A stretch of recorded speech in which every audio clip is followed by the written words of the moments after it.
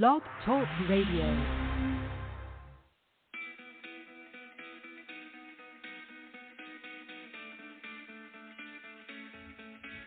Hello, liberty-loving patriots. Welcome to the Lucid Libertarian with Lorianne show. Please be sure to tune in Sunday nights from 6 p.m. to 8 p.m. Pacific Time, 9 to 11 p.m. Eastern, to discuss current events, news, and political opinion with Lucid Libertarian flair. Be prepared, folks. We often go into an optional extended third hour. This show advocates for liberty, freedom, our Constitution, Bill of Rights, and limited government, while speaking against corporate and government corruption, tyranny, and the globalist Great Reset agenda that undermines our precious American sovereignty. Discussions here are unscripted and free-flowing, so sometimes conversations wander off in unpredictable directions. Would you like to call in and share your thoughts and be part of the conversation? The number is 563-999-3698. Again, that is 563-999-3698. Press number 1 and you'll be added to the queue. Please also like and follow my Lucid Libertarian with Lorianne page on Facebook. You can help me battle their freedom-loathing censorship by visiting my page regularly, along with reacting, commenting, and sharing my posts. Thank you so much for listening, but please sit tight and don't go anywhere. We'll be back in a few minutes to kick off the show.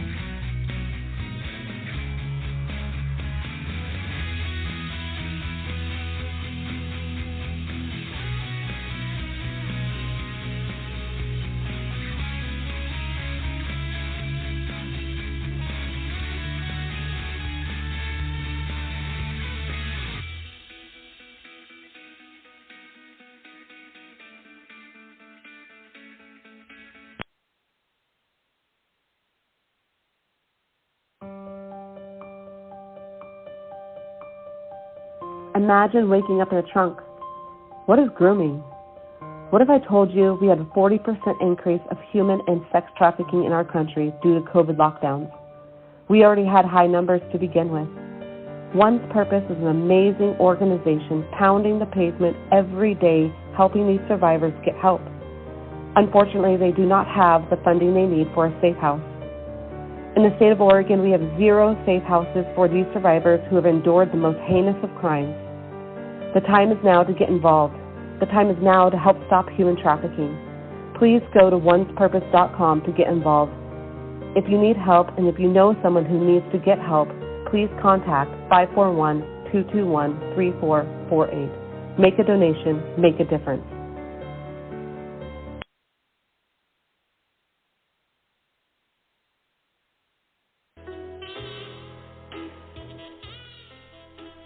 Sure, it's Friday night, but that is no reason not to tune in to NWCR Radio at 9 p.m. Eastern Time with Robert the Infidel Garding. Being around since 2007, we patriots have watched as the left and many on the right have done nothing to stop what is going on to destroy our great nation. Ideas abound with our society, but most are horrible at best. But there are good ideas out there if you know where to look. Join us every Friday at 9 p.m. Eastern for a dose of reality from behind the silver microphone of freedom with the voice of reason in this unreasonable world. That's NWCR Radio at 9 p.m. Eastern Time on Friday evenings, where you can call in at 646-478-5284 and give your solutions to what is ailing this country.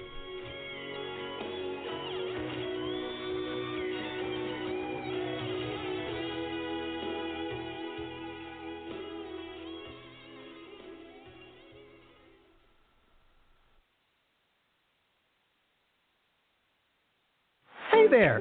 Are you hesitant to get the vaccine? Yeah! Then get the brand new government-approved Vaccinate Me Elmo doll. Wow! Elmo loves experimental vaccines! With the Vaccinate Me Elmo doll, your kid will finally feel the pressure and shame we've successfully made you feel to get the COVID vaccine. Quick! Give me the vaccine! Elmo don't want to be responsible for the deaths of friends or family! Thanks! Now Elmo's a good person! The Vaccinate Me Elmo doll comes with a toy syringe, a stethoscope, Elmo, your heart is beating fast. Are you having complications? Of course not. and a tiny vial of something. It's not the vaccine, promise. It's, water. Let your kid drink it. Elmo, can't you take your mask off now? No! Gotta keep that mask on forever! That feels like mixed messaging. With the Vaccinate Me Elmo doll, your child will be begging you to get the vaccine, just scared out of their little mind for the fate of the world, or your money back. It's your turn! Time to get the vaccine! You want to. Sorry, you have to! No. Do it! No. You have no choice! No. Now! Now! Or else! Well, what? Last chance. Okay. Great! Elmo lost compliance! And for all you anti-science conspiracy believing parents, buy the re-released classic Tickle Me Elmo. It's perfectly normal. Now this is fun. Get the vaccine or die. Buy the Vaccinate Me Elmo doll today. It's required by the CDC. The Babylon Bee Guide to Wokeness will teach you everything you need to know about how to choose your pronouns, how to blame everyone else for your problems, how to show the world just how wonderful you are, the art of virtue signaling, the basis of race, gender, and intersectionality, the truth about American history, problematic books, and how to tell if a baby is racist.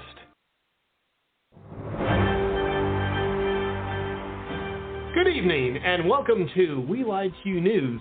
We've got exciting stories for you today about how governments around the world are trying to abolish free speech, monitor and track citizens with digital IDs. We'll also tell you about how morally righteous people are acting like immoral idiots. And we'll conclude with all that has to be done to destroy America. Spoiler alert, it's currently being done. One of the Biden administration's dirtiest little secrets has been spilled. And please keep in mind what you're about to hear about what they're doing is strictly for national defense purposes, where the government is defending itself from its nation's citizens.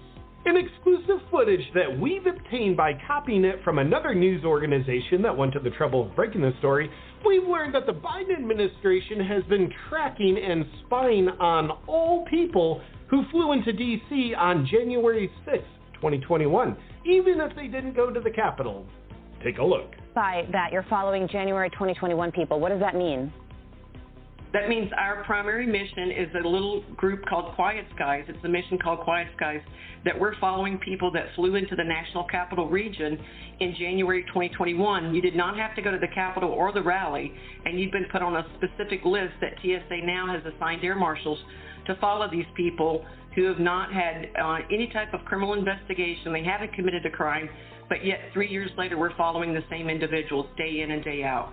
If that sounds extreme, may we remind you that at least all those U.S. citizens are still being secretly tracked and followed by the government for the offense of committing no crime. And may we remind you of the quote that no tyrant wants you to know. Patriotism is supporting your country all the time, and your government when it deserves it. Meanwhile, the world's most proud sanctuary state, New York, has a governor who believes that what the Biden administration is doing just isn't going far enough. Governor Katie Hochul has announced that she's creating a task force to monitor the social media activity of New York citizens. Take a look. Also, we're very focused on the data we're collecting from surveillance efforts. What's being said on social media platforms. And we have launched an effort to be able to counter some of the negativity and reach out to people when we see hate speech being spoken about on online platforms. Yeah, but don't worry, it's to counter hate speech.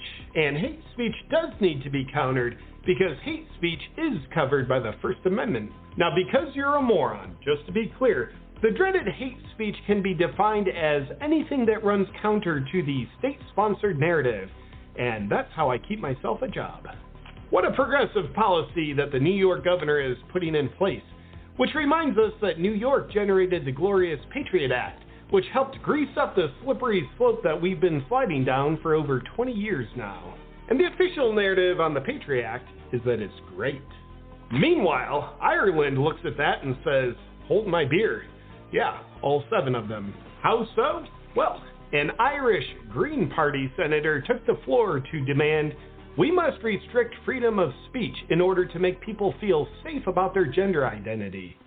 Check it out. When you think about it, all law, all legislation is about the restriction of freedom. That's exactly what we're doing here, is we are restricting freedom, but we're doing it for the common good.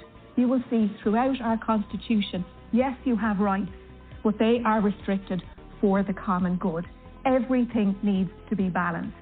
And if your views on other people's identities go to make their lives unsafe, insecure, and cause them such deep discomfort that they cannot live in peace, then I believe that it is our job as legislators to restrict those freedoms for the common good. For the common good. I'm glad she remembered to say that, because otherwise I'd be dumb enough to think restricting freedom was bad. And she's right. Abolishing free speech so that nobody feels insecure about their self-diagnosed gender identity is important.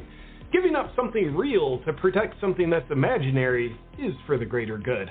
Otherwise, insecure people might feel their insecurity. And luckily, Ireland is already enforcing their new free speech eroding anti-hate speech laws, which have Irish authorities investigating Conor McGregor. His crime? Well, probably many crimes, to be honest.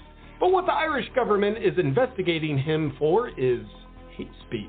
On social media, Conor spoke out in anger about the 5 children in Ireland who were stabbed by an immigrant.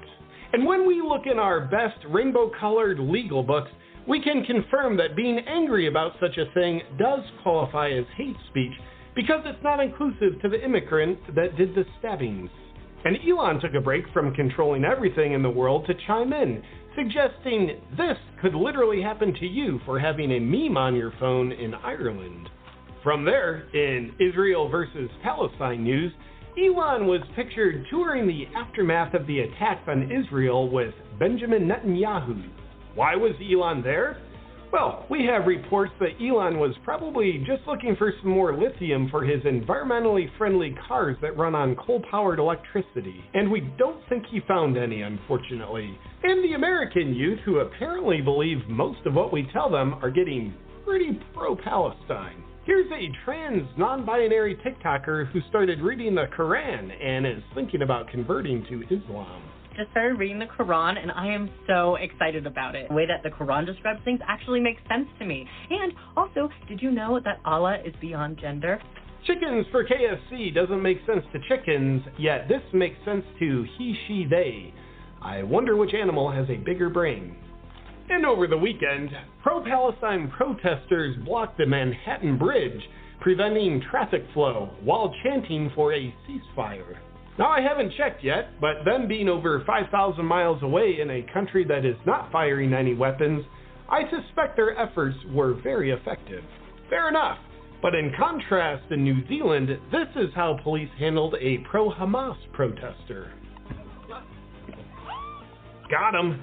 Let's see that again. Yep, he definitely stopped protesting after that. And in other news about how you're being heavily surveilled for the common good and it'll only get worse if you allow it, here's former Prime Minister of the UK, Tony Blair, talking about the importance of digital IDs for vaccine tracking. This issue to do with the technology and the digital infrastructure, I just want to emphasize how important I think that is. Because in the end, you need the data. You need to know who's been vaccinated and who hasn't been. Officially, I agree with you, Tony. And unofficially, I don't think anybody needs to know about my medical records, sport. Let me see Tony again. Ah yes, shocking to see that he's at the World Economic Forum while talking about tracking citizens with digital IDs and mandating vaccines. Normally, the WEF only talks about, well, those things. Plus the climate and their green agenda. Speaking of which, nations that follow the WEF's green initiatives are beginning to confiscate land from farmers, as they're doing in the Netherlands. You know, to save the climate. However, a Croatian member of the European Parliament is pushing back against the EU's implementation of the WEF's agenda to, well, stop growing food. Recently, he said this to the EU Parliament. Jedini pravi cilj ovog zakona je konfiskacija privatnog vlasništva i oduzimanje poljoprivrednog zemljišta poljoprivrednicima, što ima krajnji cilj, a to je nedostupnost organske hrane građanima. Znači, želi se onemogućiti prosječnom građaninu da može jesti normalnu hranu. The EU is using the climate scam as a pretext to seize agricultural land from farmers with the ultimate goal of creating deliberate food shortages? I'm offended by his words, which means his words are hate speech, which means he should be in jail. Fun fact, communist regimes have a history of creating food shortages for the purpose of thinning the population while putting people in a state of desperation which makes them more compliant. For example, Mao's farmland grab caused 45 million people to starve to death. Stalin's farmland grab caused 3.9 million people to starve to death. Those communist dictators were able to confiscate the farmland because they told citizens it was for the greater good. What makes this different is that the WEF and its members confiscating farmland are telling citizens that they're doing it for the greater good. In both instances, the regimes are doing the same thing while telling citizens the same thing. Therefore, what's happening today is probably different. And finally, destroying America. U.S. service member Tim Kennedy had this to say about how to destroy the USA. Make art ugly. Well, Hollywood does that. Make porn free. I never pay for mine. Make God a joke. Always important for communism to take root. Make food poisonous. Why does Bill Gates put so many ingredients in his fake meat? Make dads optional. Well, masculinity is toxic. Make politicians rich. Well, Nancy Pelosi sets the bar pretty high on this one. Make money worthless. Well, inflation is pretty magical for this. Make news entertainment. Well, we do know if it bleeds, it leads, and here you are watching us. Make men and women compete. Well, there's really no competition when you get down to it. Make kids hate their ancestors. Well, they were all just a bunch of misogynistic racists. But the good news is that we're currently doing all these things that you need to do to destroy the USA. But of course, the way we're doing these exact same things isn't to destroy America. We're doing it for the common good of all. We know you believe that because thinking that we're actually trying to destroy America while you let it happen is too scary for you to think about. Your obedience during the pandemic proved to us that you don't have that kind of courage. So, it's all for the common good is what we're agreeing on, right? That's it for today's news. Everything is going according to plan, and we sincerely appreciate your silence and passivity so it can continue moving along. Now go have yourself some fake meat, medicate yourself, and turn in your gun so you won't be able to stop us even if you tried. Good night! Some people choose to be completely passive, somehow expecting they'll accidentally stay healthy. I am not one of those people. I love to be proactive with my health and wellness, and Bond Charge helps me do it.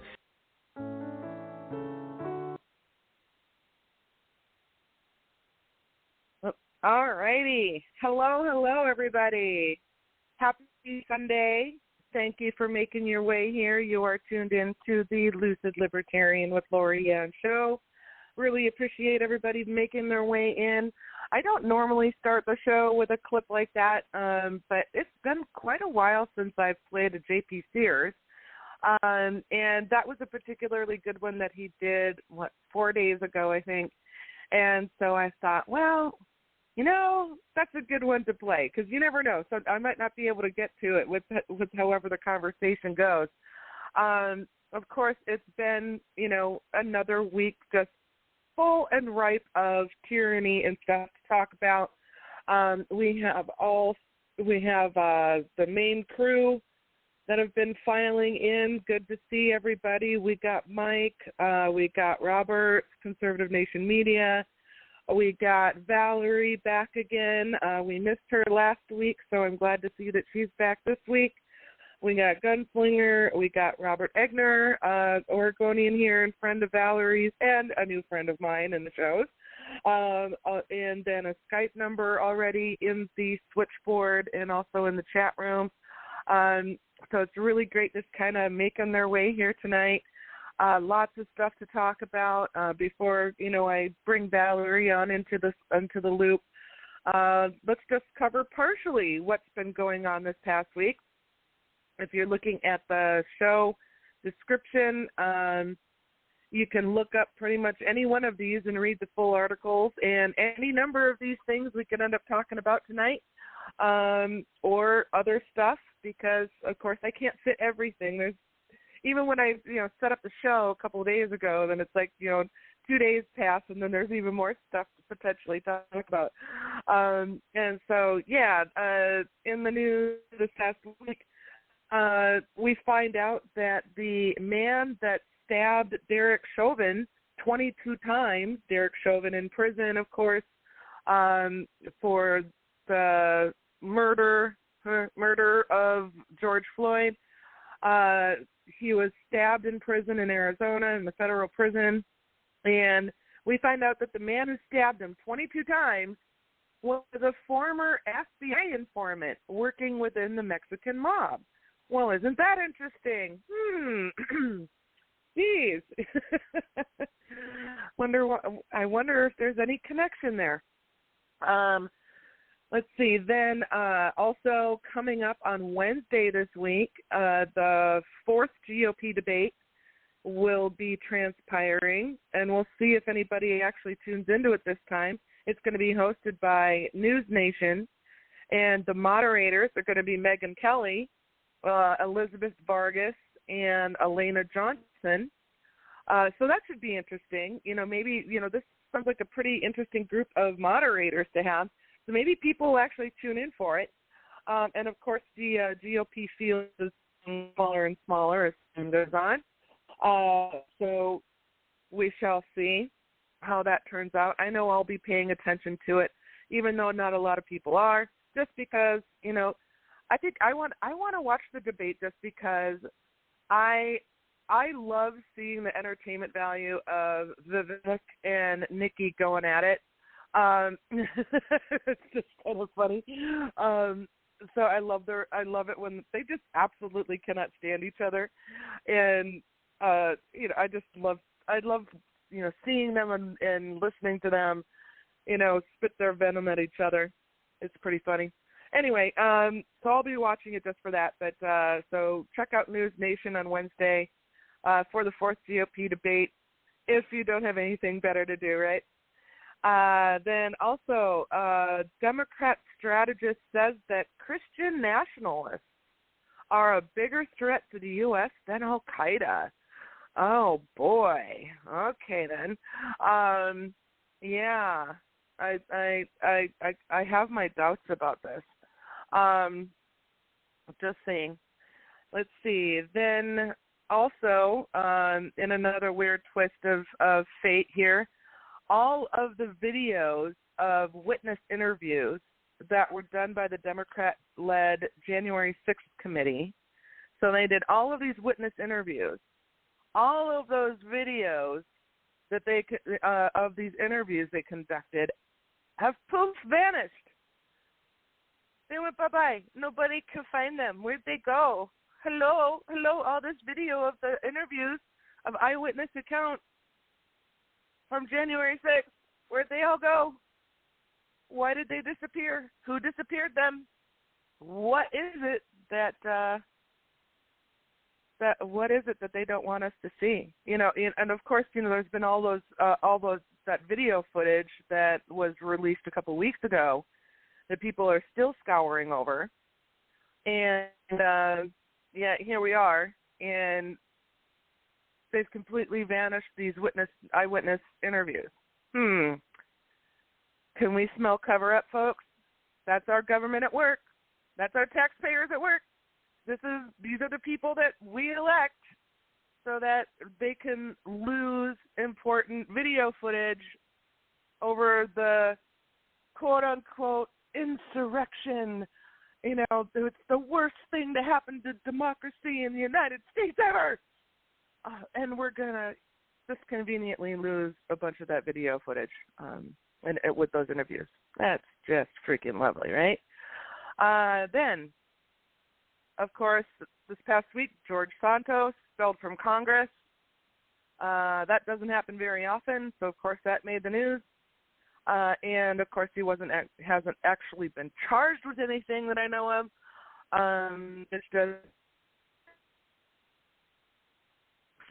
and lots of people that have been for it, lots of people that have questioned it. I don't know. What do you all think? Guess we can maybe talk about that. Also, a federal judge denied Trump presidential immunity for January 6th charges. Also very convenient. And then here's one that was interesting. Black Lives Matter Rhode Island founder endorses Trump and the GOP. This BLM founder is saying, hey, yeah, Democrats, they're actually screwing us up the butt with no lube, and we're finally starting to figure that out. And so maybe we should not be aligning ourselves and supporting the Democrats anymore. So I think that's hopeful news, you guys, that there is hope after all, that, people are waking up to some of this corruption that the Democrats have been doing, having with their policies, especially here in Oregon. We've talked about it, till we're blue in the face. And that just seems a hell of a lot more racist with their policies than, and just perpetuates it, especially with our education system. We've talked about that because it's apparently racist to expect black people to have a solid understanding of math and reading and writing. So that's racist. So we can't require it in our for high school graduation anymore because we don't want to be racist. What? Yeah, sorry, black folks. According to our leaders here in Oregon, if you're black, your brain just is not capable of these things, and you should not be expected to actually have a handle it and graduate high school and know how to do and reading and writing, because we don't want to be racist or anything. So, don't be offended, right? You should be happy. Everybody should be clapping for that, right? Anyway, in other news, Pfizer is getting sued by Texas over the COVID jab claims. I'm liking that. I hope more states follow suit because the effectiveness, it was lie after lie after lie. Let us not forget the constant stream of lies about the effectiveness of the COVID jab. And I think it's about time that, Pfizer, Moderna, all of them start getting sued for the lies that they helped push and the research that they held back. And while, saying, oh, yeah, here's all the research, here's how safe it is, while at the same time not disclosing a whole hell. As more time goes on, the more we're seeing how, that there was a lot of stuff that they were not putting forth, that they were hiding, that they were covering up, and we're seeing it more now and now. More unexplained deaths, sudden death syndrome is continuing to happen, and that's still hush-hush. You're still not hearing a whole lot about it. You're hardly seeing on the front page news, all the pilots that have had sudden instances of, blacking out or heart attacks or all kinds of stuff while they're in the air, at an unprecedented level, in addition to just about every area where the COVID shots were mandated, we're seeing huge spikes of sudden death syndrome and also, heart problems and strokes and cancers and all kinds of stuff coming out. I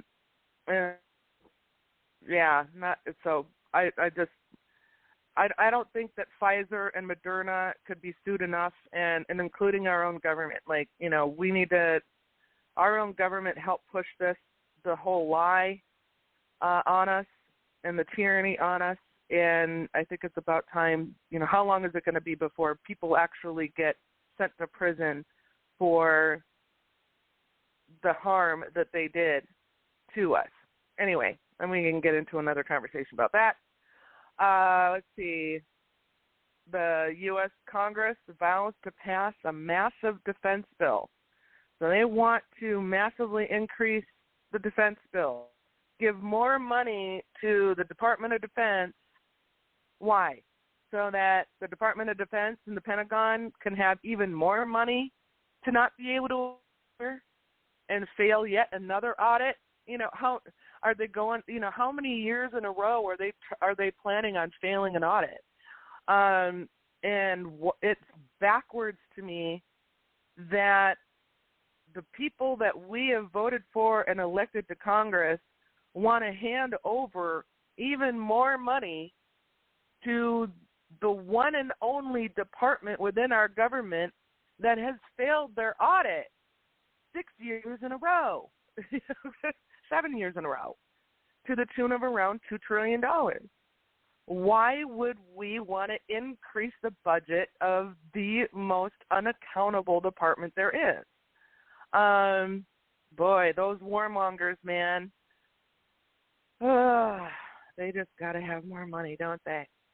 And then last but not least on my list, here, at least in the show description, apparently a report came out in the New York Times. Israel knew about Hamas' planned attack on October 7th. They knew about it for over a year. They were warned about it. They got information on these plans and what was being planned and when it was going to happen. And apparently Israeli intelligence said, we're just going to dismiss it. How many times is that going to happen, right? How many times is it that sure reminds me a lot of, 9/11, where our own government did the same thing, conveniently dismissed the warning, conveniently dismissed intelligence pointing to what was going to happen. And so my question is, did they just sit back and let it all happen? So is this a repeat? Did Israel do a repeat? Allow Hamas's planned attack to happen so that we could be where we're at right now? All very good questions. So with all that said, there is, of course, more. I could keep going on and on. Like, it's been a busy week in tyranny land, folks. And so it looks like we do have several people raising their hand. But first, before I bring anybody in, I want to say hi to Valerie, co-host chair. Valerie, we missed you. We missed you last week. So glad to have you back. How have you been? What you up to? Well, it is good to be back. Just staying busy as usual. So I got scheduled to work last Sunday, so wasn't able to make it. Won't be able to make next week either, but after that it shouldn't be a problem moving forward. But still have bills to pay, so got to work. That is true. That is true. Well, we'll miss you next week. But, yeah, hopefully things get back to normal. And then no more work-related interruptions. But that's a good reason. If you're going to have to miss the show, I would rather have it be because you have a job to do instead of, like, being sick or some kind of emergency or something. So, work is a good excuse. Absolutely, no kidding. I forgive you. Has there been anything that in the news here in Oregon or nationally or anything that jumped out at you this past week that you've had in mind to bring up? Well, it was actually rather fitting that you played that piece at the beginning about speech, because we just had a well-known conservative radio show host here in Oregon get canceled from well, let's see, it stemmed from a Republican senator here in Oregon. There was a bill that he sponsored that had 10 co-sponsors, 8 of whom were Democrats, 2 were Republicans, and it actually had the support of our Democratic governor. So that might tell you a little bit there about the bill. But he was basically holding the senator accountable and pointing out some of the discrepancies of what he was claiming to do versus reality. He voiced his opinion about it. He was speaking about the impact that it was going to have in the communities, and he even had the senator on his radio show with him. Well, that didn't go over too well. The senator's name is actually Senator David Brock Smith, and he apparently did not appreciate being called out, so to speak, or even as simple as just someone having an opinion is really what it comes down to. And 2 of his representative friends sent emails to the radio show complaining, and then his top campaign contributor actually threatened a lawsuit against the radio company if they did not kick this gentleman off the air. So the radio company decided to fire him and his producer, and he is no longer on the radio. So all of this coming from, I will criticize any party, really, any person, but I will hold Republicans to an even higher standard simply because they claim to care about the Constitution, to care about protecting our rights and our liberties. And so when they are complicit in an action like this, it's not okay. And I think that they need to be called out even more so. For him to be somebody that claims to defend liberty and the rights of people and then get his panties in a bunch because somebody disagreed with him and was vocal about it. His top campaign contributor threatens a lawsuit and shuts down and cancels this radio show host. I mean, it's disgusting. Can be inconvenient sometimes, huh? Boy, right? It's all great until it's inconvenient. Yeah, oh my God, if he asks tough questions and be criticized, shut him down. The most important aspect of free speech is dissenting speech. That is the most important aspect of it. Without that, you live under tyrannical rule. And so for a Republican senator to sit there and be complicit in silencing this host, it's disgusting. I mean, do Republicans here in Oregon, are they confused as to, what actually being a conservative is supposed to be about? Are they so influenced by our Democrat authoritarian rulers here in Oregon that even the Republicans can't seem to prevent that mentality from seeping into their brains? Is that what's going on?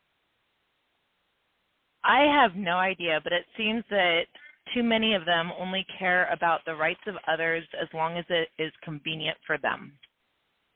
As soon as it becomes an inconvenience, then away with them. Exactly, and it's not like this radio host was slandering them or anything like that. You know what I mean? It's like this host was apparently just like, hey, I'm going to ask some tough questions here. Hey, I'm going to question what you just said, and have a discussion with you. And I'm disagreeing with you on something, So that's all it was. It's like, I don't understand the problem with this. It doesn't make any sense to me. And even with what he wrote, some of it was opinion in there, but the majority of what he wrote for his show, you can go to, it's the Rob Taylor Report. and you can go to his webpage and you can see what he has written there. And he quoted from the bill that the senator had written, the parts of it that he had an issue with and why he had an issue with it. I mean, he copy and pasted emails. So it wasn't just his opinion. He was actually showing the actual information to people. And apparently that's not okay here in Oregon.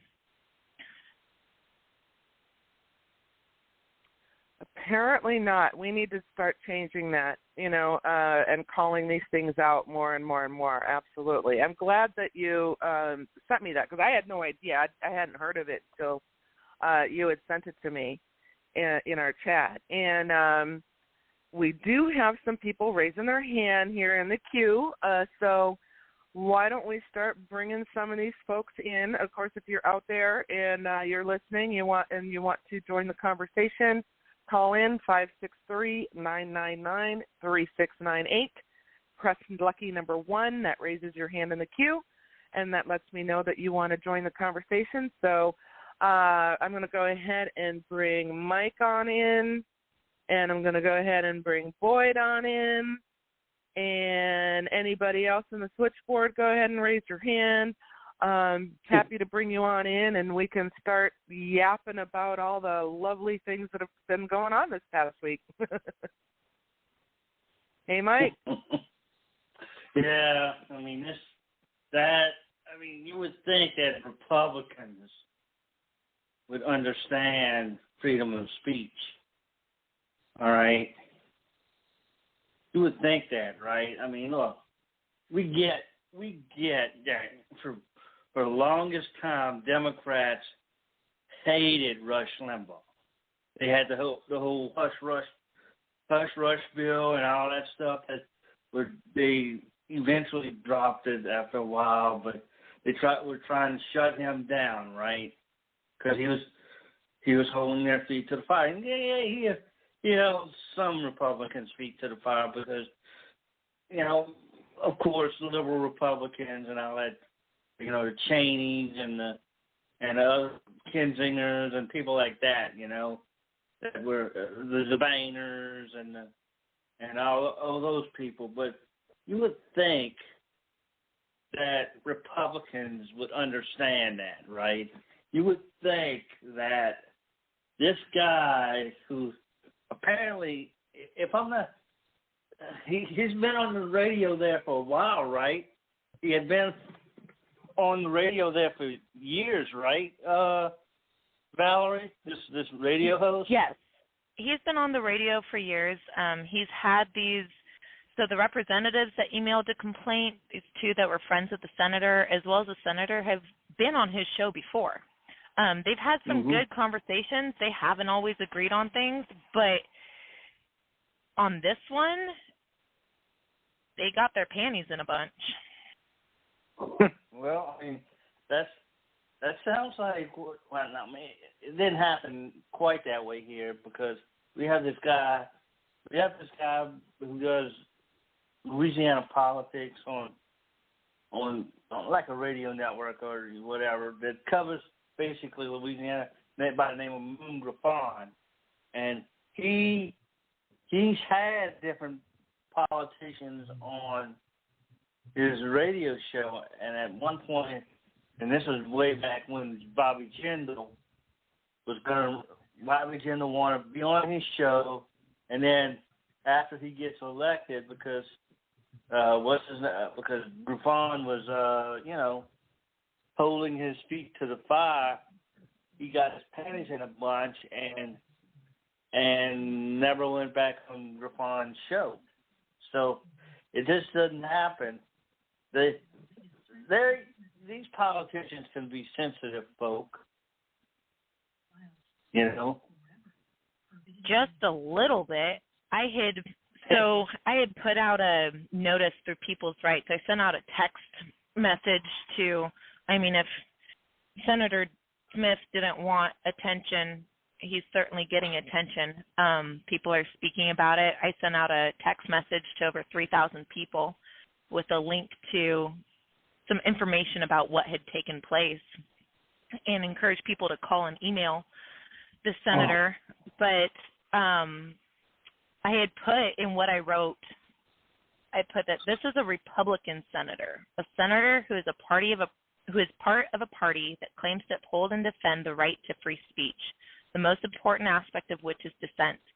To be complicit in the silencing of the voices of those with whom we disagree is un-American, contrary to the values upon which this country is founded, cowardly, repulsive, and tyrannical. This country was born of dissenting voices. Our founding fathers didn't shy away from debate, disagreement, or conflicting beliefs. They embraced them, encouraged them, and believed so strongly in them that they enshrined the freedom to voice them in the Constitution.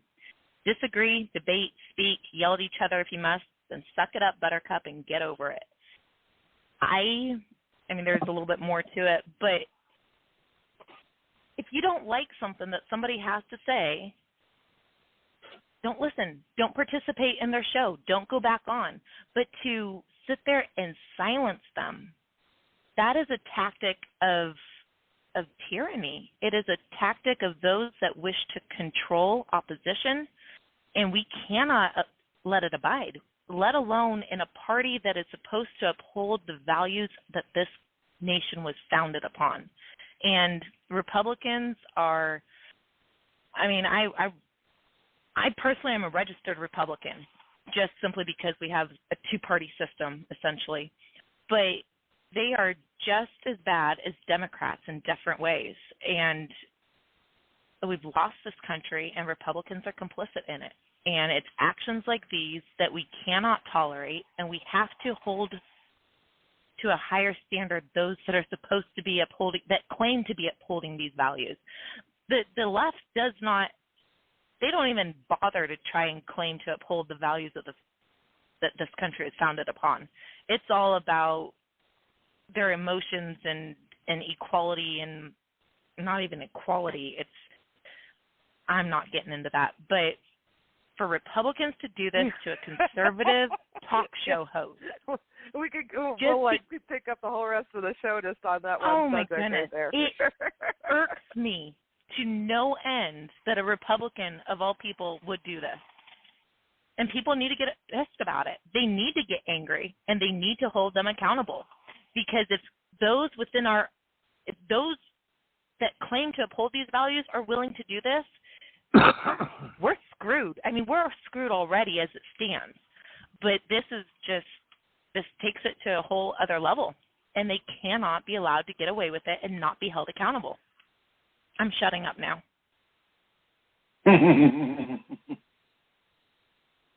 It might be a little bit of a pet peeve of mine. I'll leave it at that. A little bit. That sense. But no, I'm right there with you. I mean, this is what we're dealing with here. Is just this. It's the two-party system is the problem.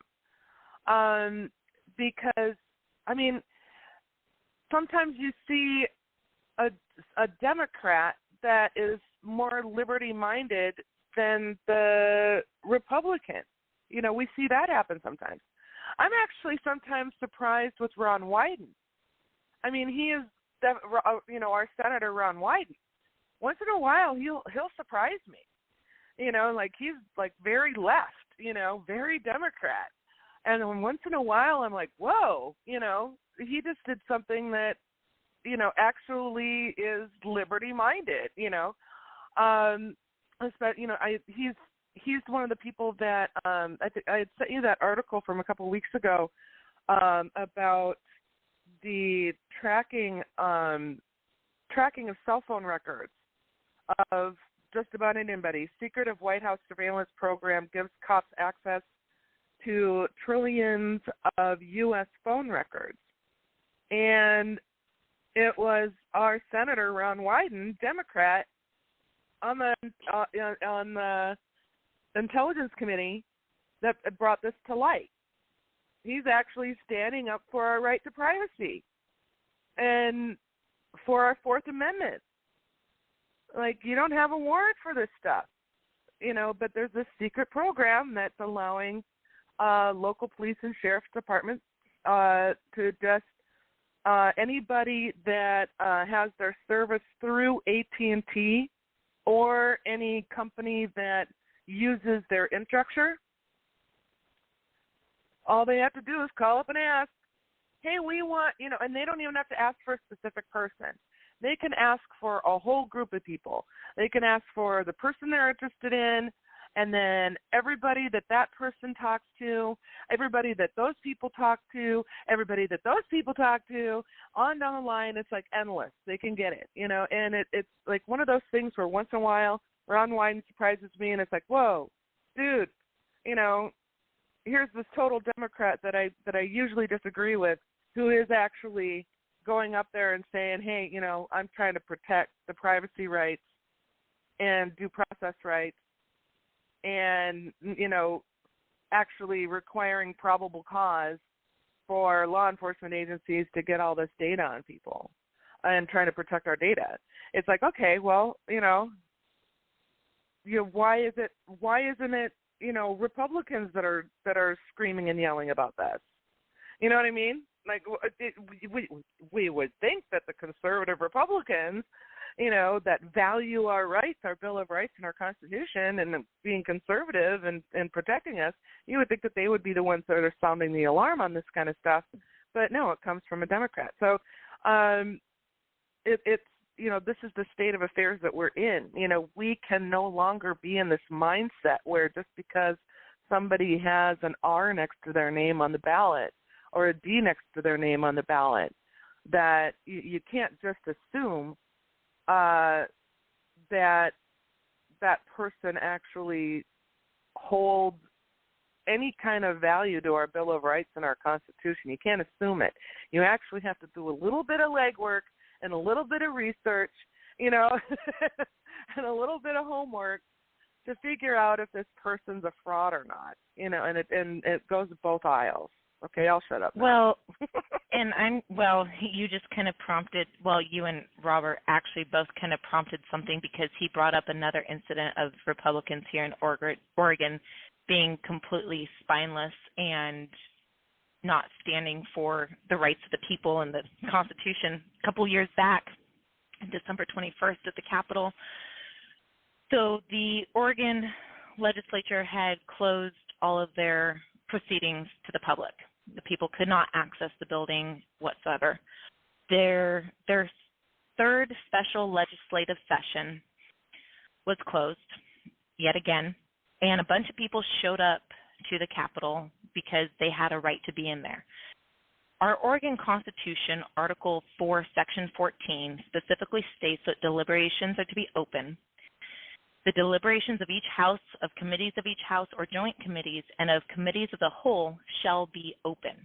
Each house shall adopt rules to implement the requirement of this section, and the houses jointly shall adopt rules to implement the requirements of the section and any joint activities that the two houses may undertake. Well, the legislature had passed something or other to suspend certain rules. They were keeping the people out. People showed up. We had a representative named Mike Neerman who walked out of the building and let people in. OSP got involved. They kept people out. They shot people with pepper spray, with those little pepper balls or whatever.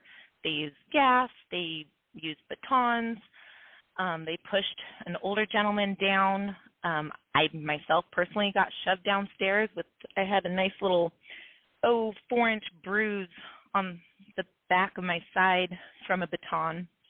And the people were agitated, but they were still remaining peaceful. They weren't throwing anything like Antifa does. They weren't, initially they just wanted to be inside the building where they had a right to be.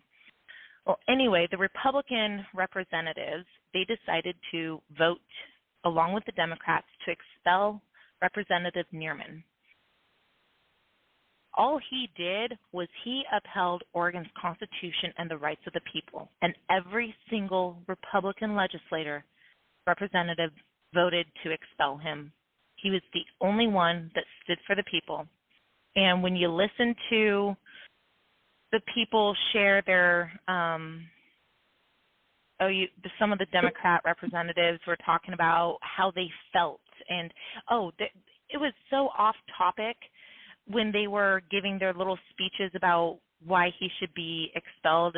It was disgusting. I mean, people were outside listening like, what on earth is going on? What are they even talking about? But not a single Republican stood by Representative Neerman's side and said he did the right thing. Not one of them.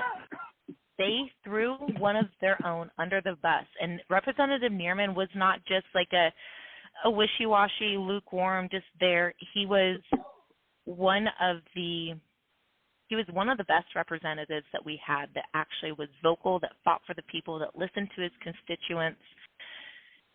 I mean, when they were looking to figure out who would fill his position, the people wanted him back in there because according to the law here, they could have reappointed him. And instead, they didn't. I mean, Republicans need to grow a backbone. If they want to blame everything on the Democrats, and the Democrats have a majority, and the Democrats do this, and the Democrats do that. Well, y'all are part of the problem too, because you don't stand up for what's right. You don't do what you're supposed to. You don't stand for the people, and you're not vocal about it. And you tuck tail and run at the smallest thing. They want to appease everybody, and they want to pay lip service, and they want to get along with their colleagues across the aisle. And at some point, grow a pair and do your damn job. I'm shutting up now. I absolutely am right with you, and I do remember that. I didn't know that you were there though, and you actually got hit with a baton and stuff. I mean, wow, But I do remember that. It was like I remember watching that, and I'm like, what's the problem here? I mean, nobody was vandalizing anything. Nobody was destroying anything. Nobody was, throwing Molotov cocktails around or anything. They were just, demanding that, hey, why all of a sudden do we have this rule, that circumvents our own Oregon Constitution and our right to be here? And I remember that, yeah. And it's just like, I think it was kind of on the tails of like, everybody, January 6th was on everybody's mind. Everybody was reactionary. It was right before January 6th. Oh, it was just before. That's right. I thought it was like after. 2.5 weeks before January 6th, and there were a couple places that actually referenced what happened at Oregon's Capitol as being a precursor to January 6th, which they were completely unrelated. But the point is that,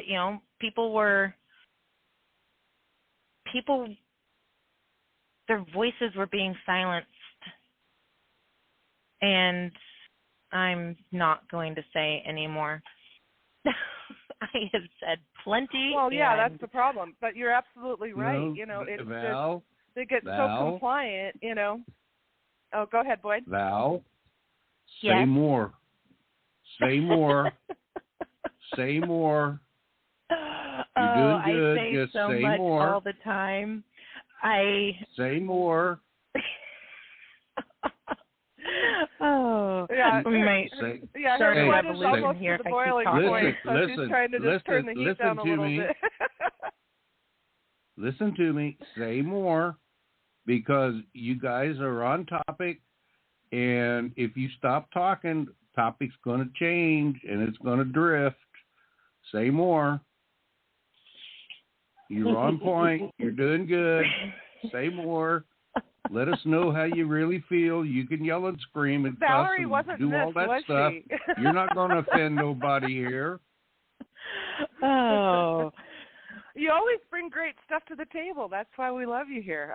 You always bring really good stuff to the table. I try, but I really enjoy because you're very well spoken about it, and you're very passionate about it. And so, I don't want to shut you up, but of course, everything that you're saying is absolutely right, and it's not just Oregon that's like this. We have these spineless cowards that get elected, and then I don't get so mad that they're elected initially because we don't know they're spineless cowards. until they're elected and they get up and they're supposed to be representing the people and representing our state constitution and our U.S. Constitution, depending on, you know, what office they hold. And then they chicken out, you know. They go run, like you said, running with their tail between their legs when it comes time to actually speak up and dissent against everybody else, you know. And for fellow so-called Republican conservatives to not even stand up with this, you know, with him, you know what I mean? And just, yep, go ahead, we're going to vote along with the Democrats here. We don't want to go against the grain, you know. We're going to be little chicken shits and not do our job. And that's when I get pissed, is when they get reelected, you know. It's like, okay, people, that's when I get really mad at the people, the voters, for reelecting, you know, these cowards. You know, it's like they already proved themselves to be cowards. Why would you want to reelect them, you know? That's what angers me. You know, I get mad at the people, you know, at that point. You know, they're at one, you know, when they're initially doing this kind of stuff, I'm mad at the legislator or the person that's in office for doing what they've done or not doing what they should do. But after that, after they're reelected, then I get mad at the people for reelecting them again, for being stupid. You know, because they're just dumb. They're just idiots if they're going to reelect these chumps that back down and have no spine. Well, they keep electing them because they don't know any different, because we have no longer taught ourselves, our children, anybody, what this country was founded on, what liberty itself means, what the values of this country are, how to... We have raised and taught people to just comply and shut up to get along, or there's, you know, or for fear of repercussions. And people are cowards, and people are happy to be ignorant. They are happy living in their own little bubble, in their own little world. They don't want to know the truth. They don't want to know what being an American is all about. They don't want to know what the true meaning of liberty is, because as soon as they truly understand those things, then there is no way on earth that they could remain silent and that they could remain on the bench, because they would start to see all these different things happening, and it would make them mad, and it would motivate them, and they would get active. I don't think anybody who truly loves this country can understand what this country was supposed to be and not do something about it. I mean, it's not possible. I personally don't think so. I mean, every single person that I have met that has a true understanding of those things, or even if they're just starting to scratch the surface, they start doing stuff because they see what's happening, they see where we're going, and they don't want that for themselves, for their neighbors, for their children, their grandchildren. But you know, hey, as long as we're all blind and ignorant and happy to be so, then things will just keep going. I don't even know where I was going with that, but we can't, yeah, our representatives, who I don't think most of the time even deserve to be called representatives, and the people are both equally at fault. And there is, with as much information as we have available to us at our fingertips, there is nobody that has an excuse for not knowing these things. Look it up, read for yourself. It's all there. If you really want to know, you can go find it. People don't want to know. It's an inconvenience. We went from people that were willing to die for this country to people that don't want to know because it's an inconvenience. That's how far we have fallen. Yeah, and you know what? Guess what? Sometimes liberty and our rights are damn inconvenient, and it's supposed to be. That's the whole point. It's supposed to be inconvenient, especially for our government. Well, right? they all want to absolutely be able inconvenient. you know, for our They want the government. ability to And he was- exercise them. They want the ability to, you know, do this, that, or the other. They enjoy the freedoms and liberties that they have, but they don't want to lift a finger to preserve them. It's horse pucky.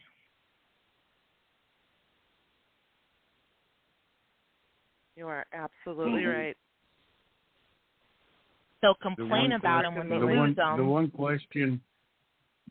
question that the show host should have asked that I'm sure he didn't ask was, okay, who bought you?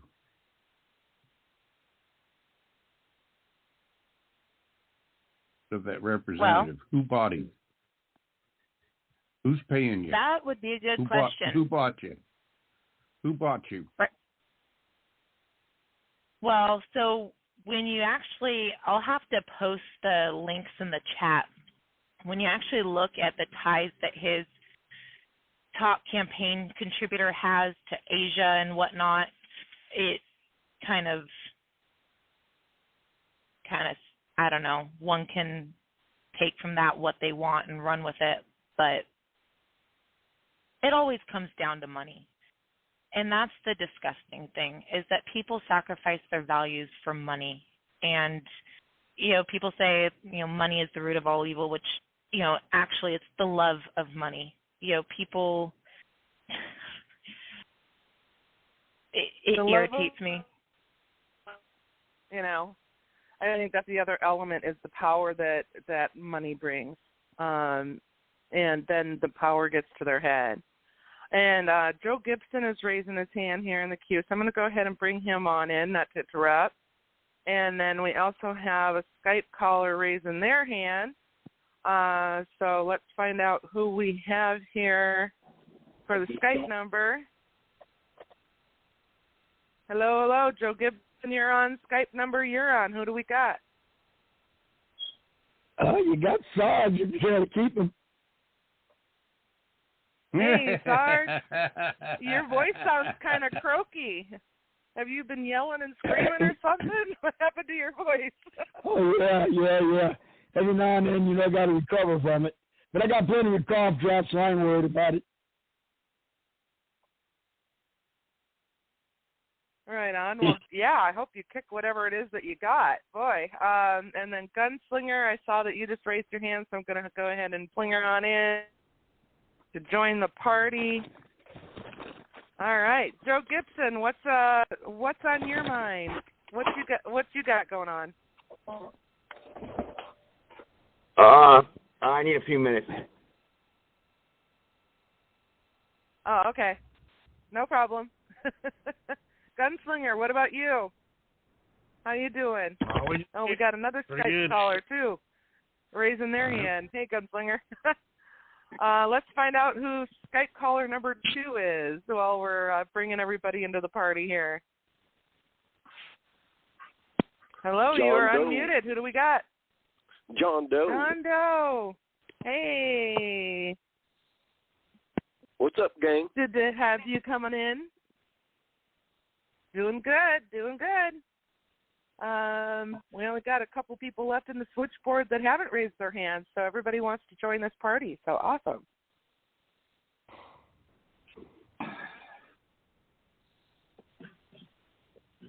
Yeah. So what else do we got going on?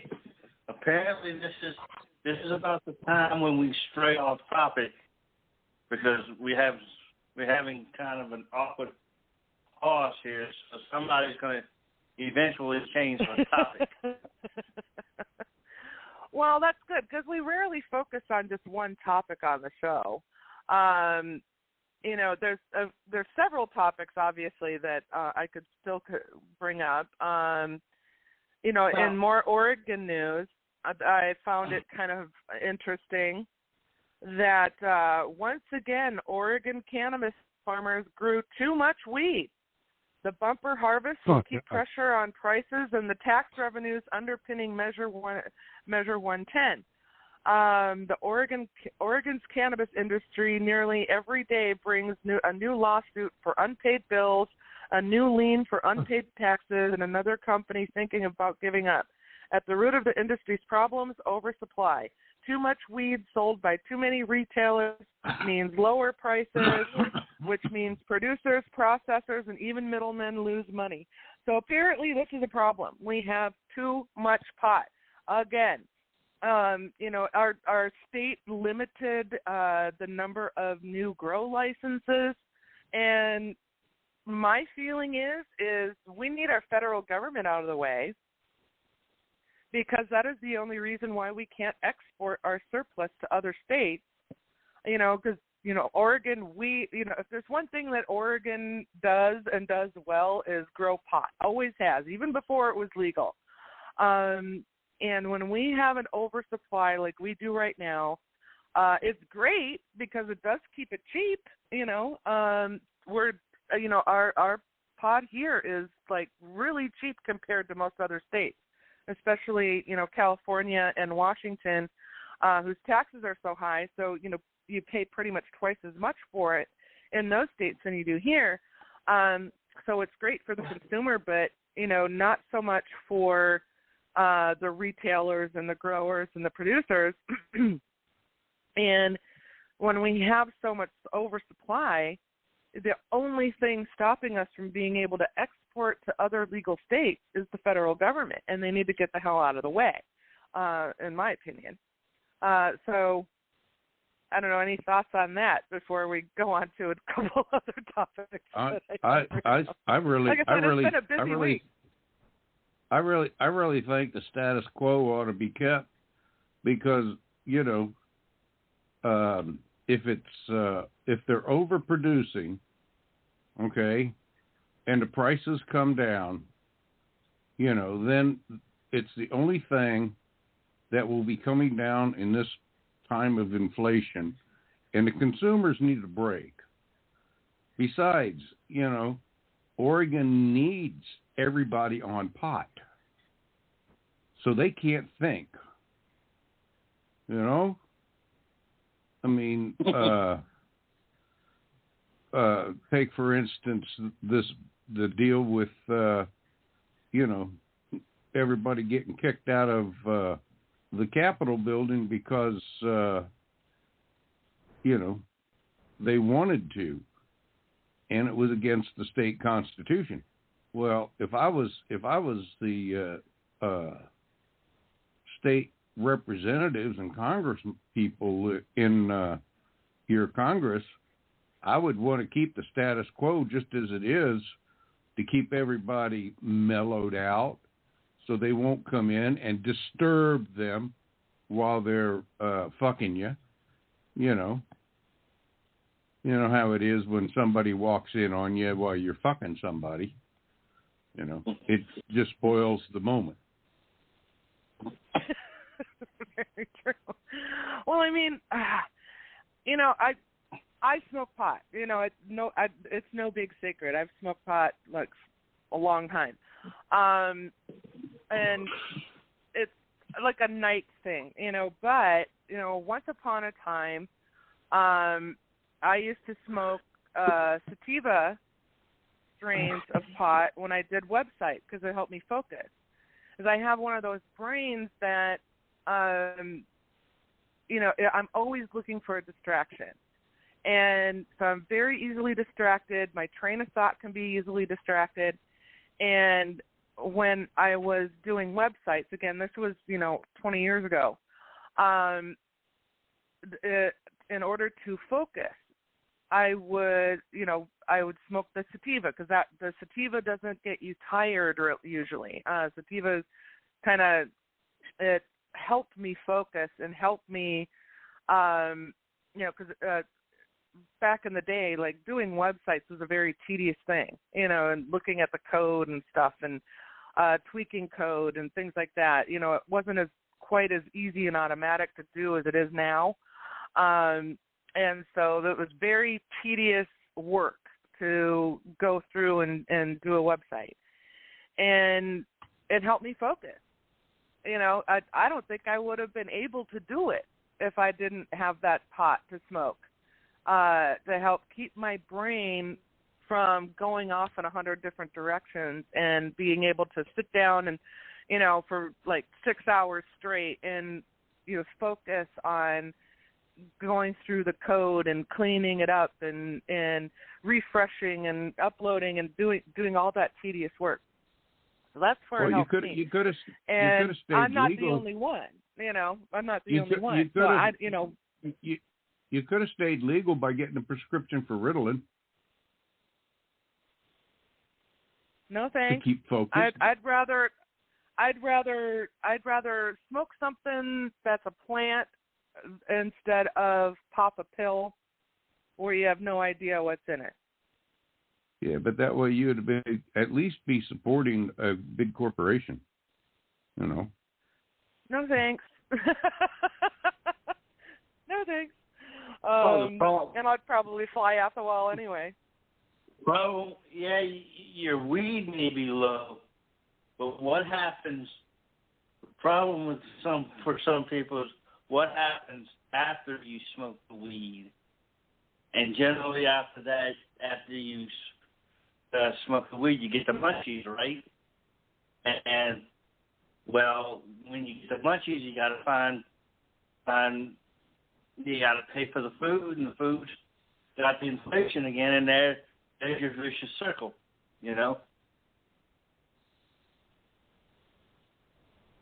That's true. Well, I had a strategy for that, actually. I still, to this day, I don't get hungry.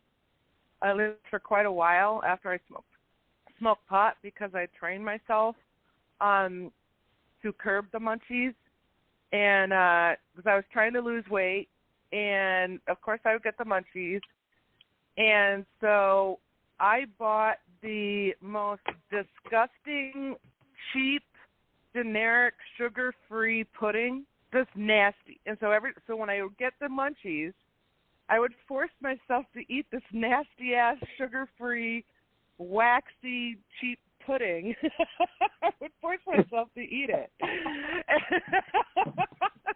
And so I trained myself, not to get the munchies. And so even to this day when I smoke pot, I won't smoke it before I eat. I'll smoke it after I eat, because if I'm hungry and I smoke pot, then it's going to be another couple hours at least before I get hungry again after I smoke pot.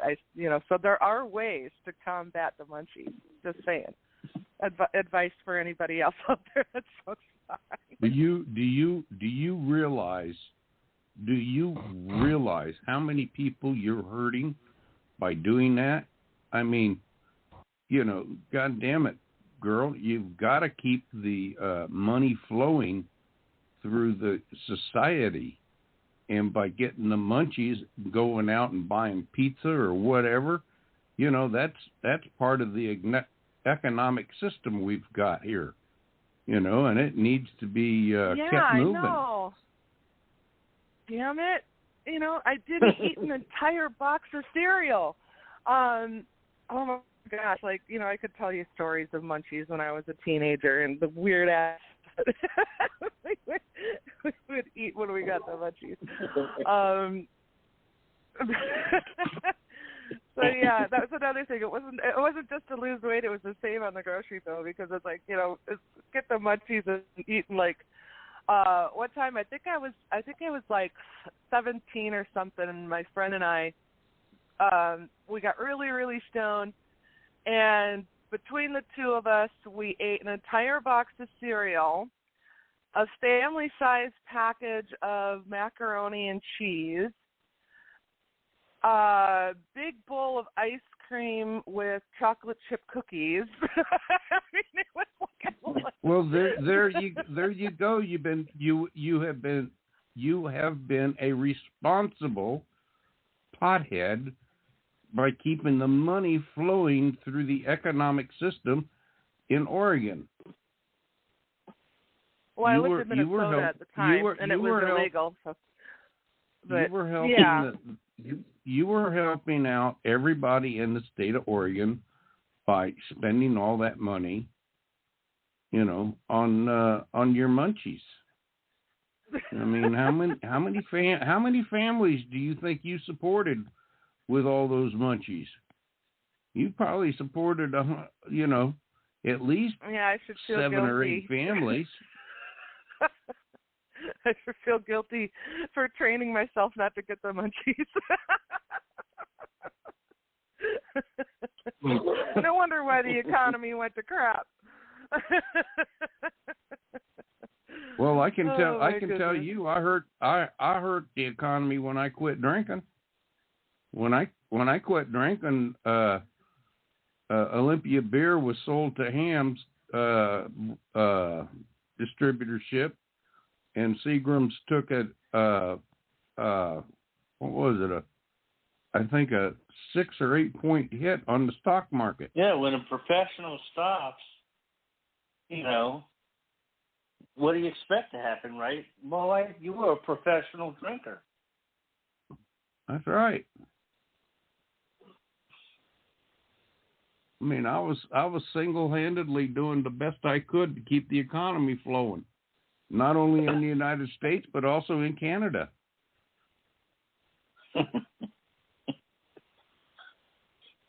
Yep. I was supporting two countries. Oh, man.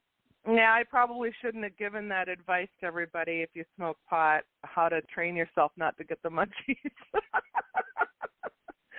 We'll have an economic collapse if everybody starts doing that. Oh, my goodness. But anyways, I know Sarge is over there in his little neck of the woods. He's got a grin on his face, agreeing with everything that I just said. Well, you guys were talking earlier. Oh, I'm sure. About people not being able to pay attention or stay focused or get involved with things. How can we change the system if we're not even considered citizens in this underneath the Washington D.C. municipality? That is kind of what I had wanted to speak to, because I think Laura's already forgotten what she said in the introduction, in which she said now we have the opportunity to talk about all the SH&IT that's gone on the week before. Did you forget you said that already? If you're a resident, not a citizen. I still got stuff to talk about. I still got even more stuff to talk about. And getting into some stuff that I did mention. Yeah. But I'd like to revisit with the complaints that I'm hearing earlier about the two-party system and the corruption that's involved in the two-party system. And I've been thinking about this for quite a bit lately.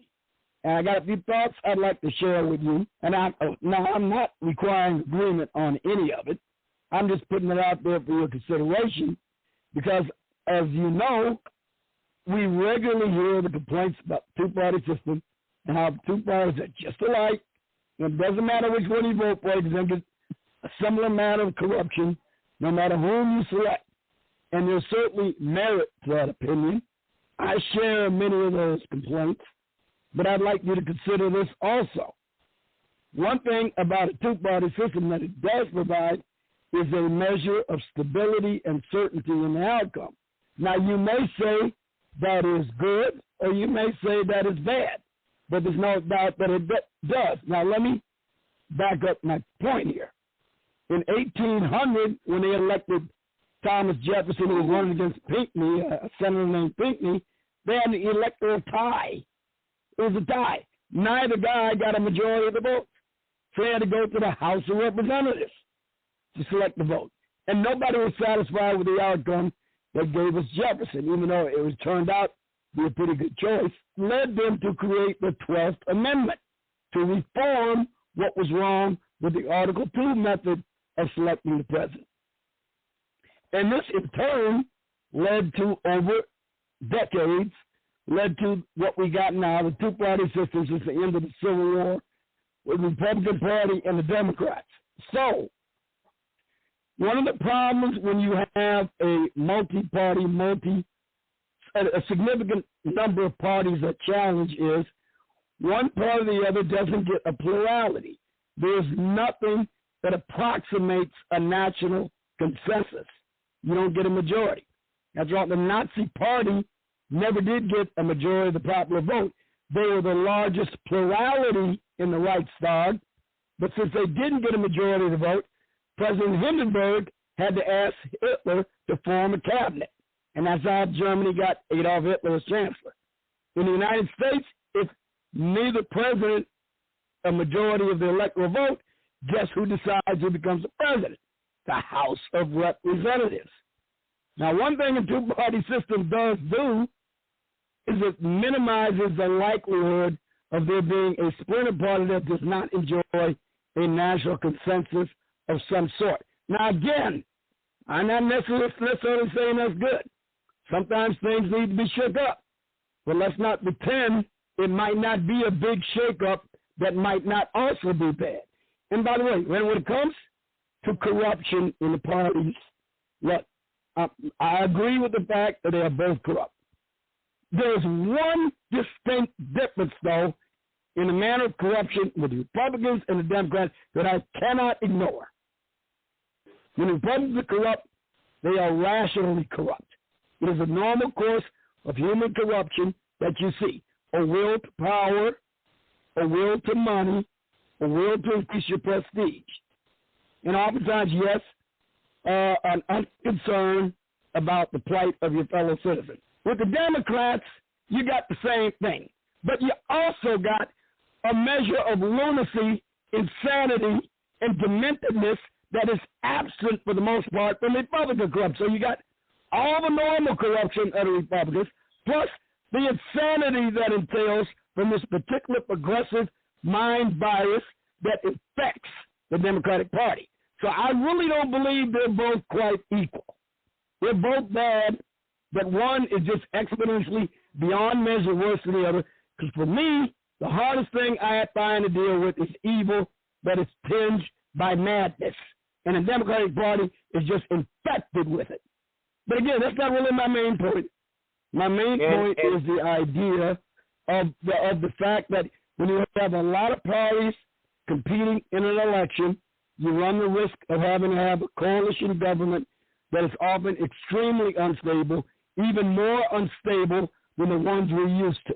I'm just putting it out there for you to consider. Doesn't mean you have to agree with it. Just consider it when you talk about the fact that you lament the two-party system. All right, your two-party system, you hung up on that. You seem to forget, in order to preserve the Union, Lincoln No, wait a minute. I'm not saying I'm hung up on it now, Joe. Don't get me wrong. Oh. I'm saying we only hear one side of this argument all the time. That is never a good thing. You have to consider all the consequences of any course of action. You've got to consider it. You can't ignore it. I understand that, but in order to preserve the Union, Lincoln had to perform some drastic actions, right? So one thing he did was the establishment of the executive government, which suspended large portions of the Constitution and created a government that was more corporate than republic. Okay, that was the proclamation of 1862 and 1863. Now he intended on reversing that, but his head was blown off. Of course, they assassinated him. So we never reversed that. So we never went back to our republic form of government. So but you're talking about two-party system or the Republican and Democrats. First of all, the same money funds both parties, so it doesn't matter. You have to chop the head of the snake off. That's Federal Reserve. So that's irrelevant. But we have to get back to a republic form of government first.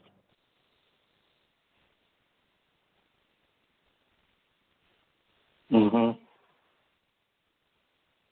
Right. And think about this, in 2002, how did we get Bill Clinton? We got Bill Clinton because he didn't get the majority of the vote. He got a plurality of the vote. He won with 44% of the vote because that is right. That is correct. Because Ross Perot took about 19%?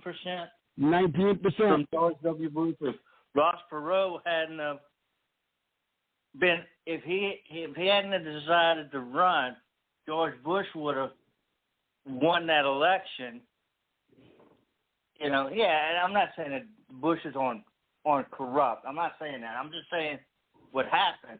And this is what a lot of people are saying is probably going to happen in 2024 because we've got Biden doesn't want to step aside. We got people like Jill Stein, Cornel West, and RFK Jr. that are going to run as third-party candidates, and they're not going to take votes away from Trump. They're going to take it away from Biden. From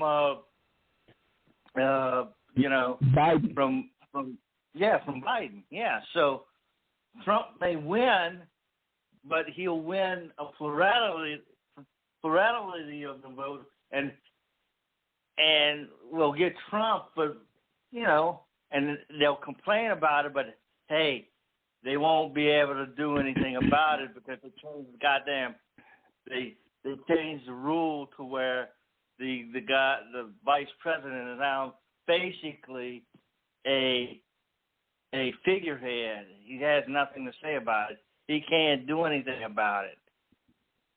So yeah, and Joe, I'd like to remind Joe that we had a Republican form of government in 1800. But the chaos that ensued in the wake of the election of 1800 bothered Americans so much that they decided to amend the Constitution to minimize the likelihood of it happening again. So that's why we got the 12th Amendment. And that was modified again with the 20th Amendment in case a president failed to qualify with the requisite number of electoral votes.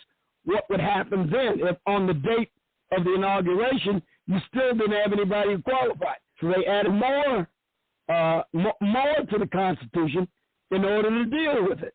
So I'm just saying, there are, I understand the complaints about the two-party system. I share just about all those complaints. I'm also saying the plurality election is also fraught with its own hazards. The second place winner was always the vice president. You understand that, right? That's right, and that's what happened in 1800. Yeah, Aaron Burr.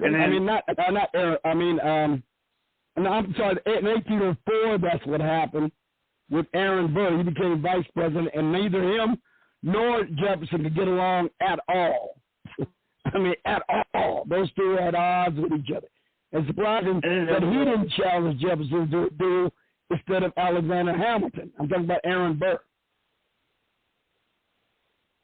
Right, and then SARS, there was another one that was a controversial thing was Rutherford B. Hayes, where they call it a corrupt deal, and it was something that happened that there was a deal made, and they called him Rutherford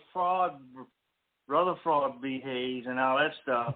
So it wasn't the last time that happened, where there was a deal made that was a contested election. Yeah, and you got to remember too, that's what led to the Electoral Count Act and the Conference in the Electoral Act of 1877. That very deal they hashed out in the back room when neither candidate got a majority of the electoral votes. That's what led to the Electoral Count Act of 1877 that, remember, was going to be voted upon January 6th. That's how we got that statute, because of what happened with Rutherford B. Hayes and Samuel Tilden. Yep. That's what led to them changing that rule, making the vice president basically a ceremonial deal, taking that power away from him. Yep. I know, but none of that's going to... But just think about the situation today, though. Let's say in 2024, we have a situation where the President of the United States is decided by the House of Representatives, because that's what the Constitution says has to be done. Now, just think about it for a minute. Either way, for either candidate, I want you all to consider what might ensue in the wake of something like that. Just consider. They're not going to make that mistake. The elections are still rigged. They're not going to make that mistake again. What mistake? They're not going to let it go that close again. They're not going to. They're going to have the elections are rigged. We know that. Did they fix anything? Have they fixed anything? I'm not going to say. Look, these days I ain't going to say nothing with certainty. All I can do is cite what the rules are And if people can manipulate the situation to fit the rules that they want to obtain, then that's what's going to have to obtain. The rules are going to have to decide who becomes the president. The way these things are today, with all of this corruption and no one significantly challenging the integrity of elections, I submit to you, sir, anything is possible. Anything. Right. And my theory still stands, bro. If these people can't get the rest of, if the Democrats can't get the rest of these people that say they're going to run as third-party candidates out of the race, what's going to happen? It doesn't matter how much they keep providing, if they keep for them, if they have, like Cornel West and Jill Stein and all these, and RFK Jr. and all these people that are running as third-party candidates, they're going to take votes away. They're going to take those votes away from Biden. Trump's not going to lose any votes. I would not put all my chickens in that basket, Mike. Yeah, because I think the variable is election integrity. I think anything is possible in this race. I'm not dismissing anything. And that's what worries me about it. Right. Especially when the courts go in and change the rules of elections like they did the last time as to who can vote and all that other shit. Did you hear what they said? Positively they illegal. did it in Ohio. They did it in Georgia. Did you hear what they said today on all the major networks? They say you can wake up tomorrow morning and 2 aircraft carriers could be at the bottom of the ocean. They're going to pull some crap. Trust me. We're going to be at war. Well, again, those are variables. And like I said, that's why I keep saying anything is possible. Anything. But we know we almost certainly know what happened in 2020. We almost certainly know that the Democrat Party views the election of Donald John Trump as an existential threat to the very survival. And they're not going to let him in there. They are determined to stop him no matter what they have to do to do it. So we got to be ready for anything. Elected. He will not be elected. And nothing. Well, let's put it. Hey, let's put it this way. Donald J. Trump will not take oath of office in the United States. Okay? You can go and you can take that any way you want, but Donald J. Trump will not be taking the oath of office, no matter what happens. Let me see here. So you say that the oath of office that is required for the president-elect that he has to take before he can assume the office, you're saying that the president-elect, if the president-elect is Donald John Trump, he will not take that oath of office as required by the Constitution? That's right. Okay. Okay. I believe anything can happen.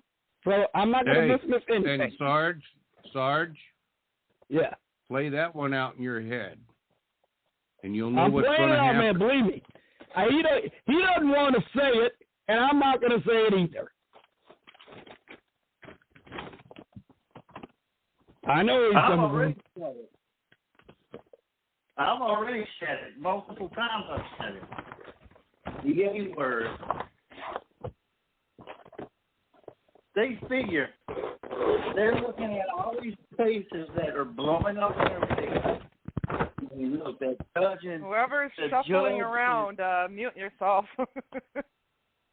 That Democrat judge in Georgia has all but opened the machines up to being looked at on all points. So, and being looked at by the legislature, So the case in Georgia maybe going down the drain. We know what's going to happen. We probably know what's going to happen with the 3 cases in New York State. They got an incompetent guy in deranged Jack Smith with the thing, and of course Chutkin, the judge there, who's a big Democratic guy person, So you got all these tricky cases that for the Democrats that they're hoping at least one of these cases sticks, which probably is not going to happen. But if none of these cases stick to Trump, which probably won't happen, and he's allowed to run, and the law says he doesn't have to run. He can run from in jail, or maybe not in jail, but with an ankle bracelet or something like that on, right?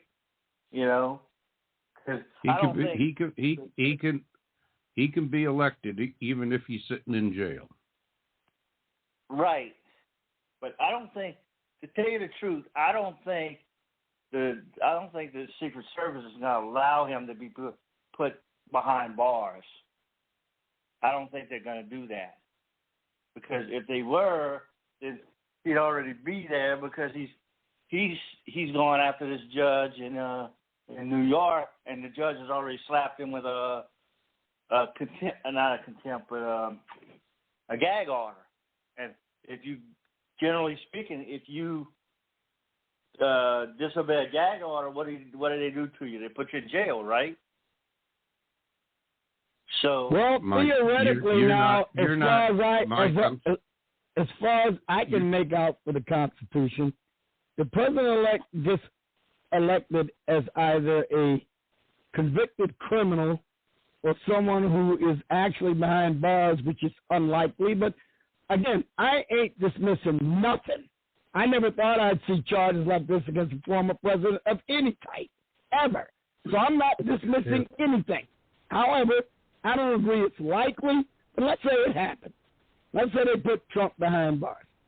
I imagine theoretically the House of Representatives can draw up articles of impeachment and send it to the Senate for trial to remove him from office. That's a possibility too. Because after all, impeachment is mainly a political process, even though there's a trial. So that's something that can happen as well. Like I said, we've got to consider everything that's possible, because right now we are witnessing things I never thought were even possible. So I've completely changed my notions as to what could be, because the old rules don't seem to apply anymore. They've changed the rules. That's the thing. They've changed the rules. The rules on for a whim. Especially if there's a pandemic going on, they can feel free to change the rules and circumvent the laws and everything just on a whim, to their advantage. And also, quick injection here, I'm going to bring on Skype number, another Skype number raising their hand that I see in the queue. So let's find out who we got to join the party here. Oh, you're going to regret pushing that button. Hello. No, you shouldn't have pushed that button. You shouldn't have done that. Uh-oh. What's going on, man? We got Naj in the house. How you doing, Naj? I'm all right. How y'all doing? It's been a while since you've made your way to my show, so welcome on. Good to see you. I know that you usually... I don't know what anybody is worried. I'm here to keep them in check. Oh, what you going to do, talk for 30 minutes and put me to sleep again? Hell. So somebody said Jack Smith. Oh, man, you know how succinct I can be. That's your bag. That's not mine. Filibustering is not my thing. You know it. I'm sure it's not, sir. I'm sure it's not. So somebody said Jack Smith, incompetent. Huh. That was kind of interesting. So I started looking into Jack Smith. So let's see. After law school, Manhattan District Attorney's Office, pretty good job. Then moved on to Assistant District Attorney Then he joined the United States Attorney's Office, Eastern District of New York, Assistant U.S. Attorney in Brooklyn. Famously conducted the Abner Louima case. Then he went on to Office of Prosecutor of the International Criminal Court at The Hague. Then he went on to the U.S. Department of Justice Public Integrity Section. I would say this guy is kind of qualified. Like, if you disagree saying that your man is not guilty, hey, you got your opinion, I got mine. Nothing wrong with that. But I don't think we can really say that this dude is incompetent or unqualified or something like that. This is Stalin held quite a career too, you know, so it doesn't mean he's qualified or he's not insane. Don't act like Joseph Stalin wasn't a well-read, educated, highly qualified man. Now, he was highly qualified to do some terrible stuff, but he also did some pretty good things. Like Jack Smith. I think he's quite competent at being ruthless. He's utterly ruthless, and I say he's very competent at that. Agreed, because he tried to take that Louima case to a death penalty. So that's interesting. So he seems to be one of those type of people. He tried to take it to a death penalty. But no, you guys said incompetent. I was just correcting the record on that. But hold on, man. It's stage 4 TDS. Stage 4 Trump derangement. Hey, man. Y'all can do them internet jokes about TDS if y'all want to, but in the real world, man, don't nobody know what that is. That's for Signal and Twitter and all those places. In the real world, man, that's what he has. He needs to be. This guy needs to have a white coat in a rubber room with some Thorazine. That's what he needs to be. All right, hold on. Let's deal with that. You say he has TDS. A more reasonable answer might be Trump put himself in this position by being not only the main caller in some of these instances, but no go-between. Any of these other raggedy politicians out there, they would at least had somebody else make the phone call, somebody else pull the records, somebody else move the records. The fact that he was doing all of this stuff himself is the thing that kind of hangs him the most and what made this so difficult for him. I have no idea why he made that call to Georgia on his own. He had so many underlings he could have had make that call. Like, why do that yourself? It makes because he wasn't doing anything wrong. Yeah. The President of the United States, the power and prestige of that office, calling down to Georgia, you're already doing wrong by the phone call. The power dynamics are so... Yeah, now, you guys really know about all them devious tricks, don't you? You know, Trump, he ain't hooked all that devious Machiavellian stuff. He's a straight-up kind of guy. That's why he did it. Now, I'll agree with you. That might have been reckless. That might not have been the most prudent thing to do, but damn it, that's the reason why I want him back in office, and that's the reason why millions of people who agree with me want him back in office. Well, there's also millions that don't want him back. So y'all got to deal with that, too. I don't want him back in office. Again, when you have people that are holding up severed heads that look like Trump, when you have people like Johnny Depp saying, when was the last time an actor killed the president? You know, that type of shit. You know, look here. I'm asking a question. Well, why wouldn't anybody want him back in office? Why? What did he do? He's terrible at his job. He's unqualified. He terrible at his job. Wait, let's back that up with facts. What did he do that was so terrible in his job? Okay, first thing, in a globalized economy, he decided he was going to put in a tariff system, and he was going to beat up China in the tariff system. What actually happened was he beat up U.S. farmers, and we, the taxpayer, had to pay welfare to those U.S. farmers to keep them afloat. That's one. You want to know? I guess everybody's perfect, son. I guess everybody's perfect, son. Are you perfect? Am I perfect? Let's answer that question right now. He didn't ask. Wait a minute. Hang on. He asked about why. 280. Wait. Are you saying that he is perfect? Are you playing God? No, of course not. Whoa, okay. You guys, hold on. You guys, hold on a second. He was asked a question. Okay. Nobody said that he was claiming anybody's perfect. He presented a reason. Let's stick to the reason, because obviously everybody here has some common sense. Everybody knows nobody's implying anybody is perfect. Arguing over whether or not somebody's perfect or not is like 3-year-old stuff. So where did that tariff money go? That tariff money went mostly to the farmers. That's where that tariff money went. All right. So the tariff. Let's do that. We can do a deep dive on that. So the tariff money went to the farmers initially, those who could continue to pay their bills, but some of them were basically ran out of business because the soybean market ended up in Argentina and Brazil, who took the orders that they normally would have gotten, and now China is still doing business because with those of the people pandemic. instead of those same American farmers. No, Big Agri came in and bought those people's family farms. Matter of fact, you can go to YouTube, watch a documentary on They how many had people to because lost of their the farms pandemic. based on this. Well, this wasn't the pandemic. This was the tariff. All right. Well, okay. Let's just eat that one. Okay. Can you name anything else? Wait. Oh, well, I got a lot of things. Excuse me, Again, one question. We can do this with Biden, too. So, nothing. Yeah, that's what we need to do. Lay out the facts. That's what we need to do. Let's not just harp on one thing. Go ahead. Give me something else. What did Trump do with the tariffs again? Oh, God. He enacted tariffs in order to punish China, but again, in a globalized economy, that doesn't really work. And because of that, we had to spend U.S. Treasury to send to the farmers as welfare to try to keep them afloat. Some of them were able to keep their farms, but a lot of them lost their farms, and we lost that market to other countries because, again, it's a globalized economy. If you put on a tariff, you lose that sale. The people don't pay it. Let me. It's bad fiscal policy. Excuse me. Let me interject this one thing. Okay. Up until 1913, or up until the time the federal bank was reserved, the United States of America had no taxes to anybody, and the United States of America was funded solely on import tariffs from around the world.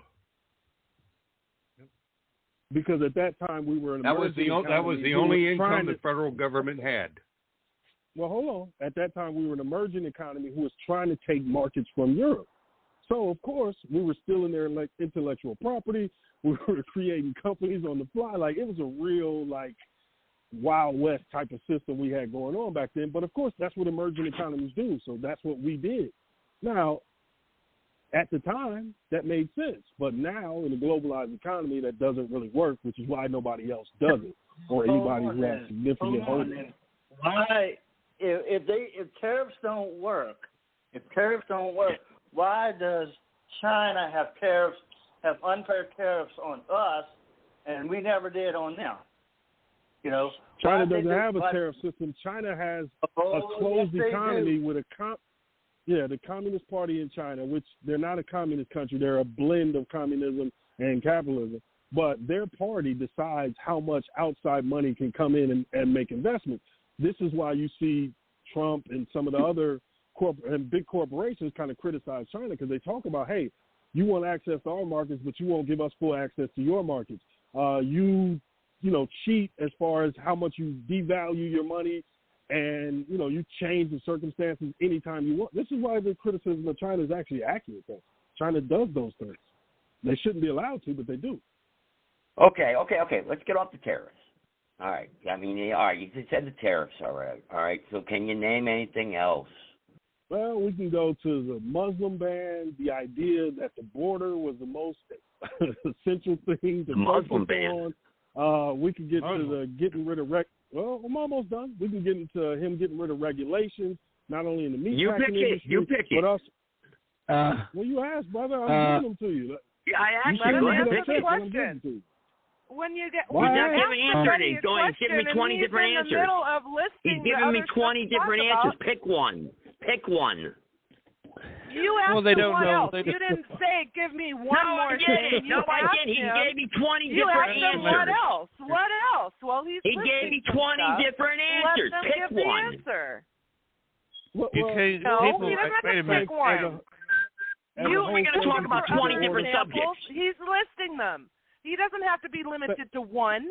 Who says that? There's no rule. When you ask how are we going to talk about 20 different subjects? How are we going to analyze 20 different subjects? How are we going to do that? How are we going to do that? There's no rule that says he's limited to one. Come on now. We can do one by one, but this is what liberals do. They throw all this at you, and then you can't get your argument. You asked. You think I'm a liar? You didn't give me one more example. Okay. No, you said Okay. more. You know. Sorry to tell you, I'd like to push back against him on something he just said that is patently deceptive, and I'd like to push back against it. What he said about emergent economies and the United States being an emergent economy, and we're no different than Red China in our intellectual theft of property. Now, I'd really like to push back on that one. No, we did it, man. We did it. Don't. No. Yes, there was. As a matter of fact, Naj, there were in the 19th century. Okay, the 19th. Remember, this is a young country. I'm going to deal with the 19th century alone. There were over 170 international lawsuits in this United States for theft of intellectual property from people alleging patent infringements from overseas.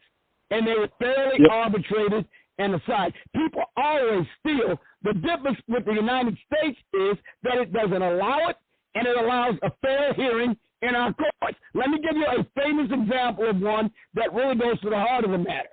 There was a company in Germany called Mauserwerk. They make small arms. Well, the United States Armory, the United States National Army at the time that made weapons for the United States Armed Forces, manufactured a 1903 Springfield rifle. It was almost an identical copy of the bolt mechanism of the Mauser rifle. Mauser took the United States government to court. In a defense industry staple, the small arm, basic infantry arm for the United States Armed Forces. And guess what? They won. The United States required the Springfield Army, which was the national army that made weapons at the time, to pay royalties to Mauser. And that didn't stop until the World War I started, and of course, such payments ceased. But between 1905 and April of 1917, the United States government had to pay royalties to Mauser, the German arms maker. See, we believe in the rule of law. Everybody, hold that thought for him to make that kind of careless comparison. Hold that thought, please. We have less than a minute and a half left at the live broadcast, so I'm going to interject here. Anybody that's out there listening, please call in 563-999-3698. Call in within the next 1 minute and 5 seconds or so as we go into overtime so that you can continue to listen to the show. Of course, press 1 if you want me to bring you into the conversation, but you have less than a minute to call in. And real quick before the live show ends as well, I want to promote the other shows here on Blog Talk Radio besides my own here. On Mondays, we have American Statements, Sally's show. That's 7 p.m. Eastern Time. We have Joe Gibson's show, Restoring the Republic. Tuesdays, usually at 7 p.m. or so Eastern Time, as well as different times in the week when he decides to put on a show. We have Ron Rex show, Crazy Nation Radio. He usually does late night on-the-spot shows throughout the week. We have Friday nights where I co-host Conservative Nation Media with Robert. That is 9 p.m. Eastern Time. We have Donnie C. Show, Beyond the Mainstream, also 9 p.m. Eastern Time on Saturday night. So there's plenty of great shows out there for conservative-minded people to tune into, or not so conservative as well, to inject other points of view. So with all that said, thank you for letting me interrupt. Thank you for holding that thought. I just needed to do the I just want to finish it real quick. Got one more sentence to say. One more sentence, then I'm through. Okay. But for Naj to make that sort of disingenuous comparison between China and the United States, which, yes, people in the United States would steal other people's intellectual property, but it was resolved by arbitration in courts whenever the claimants made a suit. It just wasn't dismissed or ignored or set aside. And to make that sort of comparison is at the best disingenuous and at the worst deceptive. Yes, and the Muslim ban defeated ISIS, okay, in the caliphate by killing Omar Bakr al-Baghdadi. That's pronounced his name right. I mean, so defeating ISIS was like major right there. So and now we see where the world is now with Biden's foreign policy. We're going into World War III. I'm going to go ahead and bring Robert Egner in. Sorry to interrupt, but I'm bringing him on into the fold. He raised his hand. And okay, guys, so let me answer Sarge real quick. Hold on, let me answer Sarge. So in 1791, Alexander Hamilton authorized the U.S. Treasury to pay $48 to subsidize the living expenses of an English weaver who pledged to deliver to U.S. a copycat version of the British spinning machine. Samuel Slater of Devonshire, who had been apprenticed under a leading British industrialist, figuring his prospects were brighter across the Atlantic, disguised himself as a farmer and boarded a ship to the United States, signed on with a business owner in Rhode Island, and brought there Britain's cutting-edge technology of cotton spinning at the time. So again, like, this is documented stuff. Like, this is not me making this up. This is what happened back then. We were bringing on stuff from England, France, Prussia, like all these different countries, because what? Those countries were way ahead of it. Those were established countries way back then. So, yeah, that's what happened. Sorry. It is what it is. Yeah, but the Industrial Revolution. I'm going to go ahead and bring Nathan on. Wait a minute. Let me respond to him. He called me out. He called me out. Let me respond to him. My only, again, apparently you missed the part where I said there were repeated patent infringements in the 19th century. When these were brought to trial by a plaintiff, they were resolved in the not the international court, but in the United States copyright or patent courts. That's what I'm saying. I didn't say that didn't happen. They did. I'm saying that the rule of law established in the United States for redress of such infringements was largely upheld, unlike China today. No, it wasn't. Actually, what happened was, for the majority of the time, England would make a claim about a person or a company. That company would just disappear in the middle of the night, show up in another city or another state, operating in the same function, and then repeat the process whenever they were caught. You got to remember, we didn't really have not only the structure as far as courts, we didn't have it financially to run down people and look up who people were. Like, people would just, man, you go from one state to another and start the business up again. John's shoemaking factory. And you go somewhere else and you make John's shoemaking factory when they caught on to you, because you got the supplies from Britain. You got their machinery. So, yeah, that's something that we did. It's not a big deal. It's documented. So wait a minute. So you still haven't. What you're saying is it was difficult for the plaintiffs to make an effective case in court. That doesn't change the fact that the rule of law still existed in this country, and it was possible to make such a claim. And if it had merit, it was not dismissed. Yeah, so the government, the case you brought up was the government. So the government, of course, has to be responsible, has to respond, has to pay out whatever penalty they have to. But private citizens running businesses where you bring on something from Britain, you would just disappear, man. Name one business in China that isn't the government. Name one. Oh, there's a lot of them, but are they subsidized? No, they aren't. They're nominally private. All of them are under the control of the Chinese Communist Party, directly, day-to-day operations. All of them. Oh, it's in their law. We agree on. How does this got to do with Trump? Well, we were talking about Trump, and then we got into that point about intellectual property being stolen. We got into China. Now, let me ask y'all a question about Trump, because I think this will be better, because I can list out all the reasons I don't like Trump. 14th Rabbit Trail, number 17 coming up. Yeah, let me ask y'all this, though. What do y'all like about Trump that's not aspirational and that's not a character trait? Give me something tangible about Trump's 4 years in office that you liked as a policy or a reason for you to reelect him? The first step. He comes from the population. He comes from the population. He was not groomed. He was not groomed early in his career and brought up by each other. I got something for you, Naj. Energy policy that was deliberately aimed at reducing gasoline and energy prices in the United States. It was completely successful.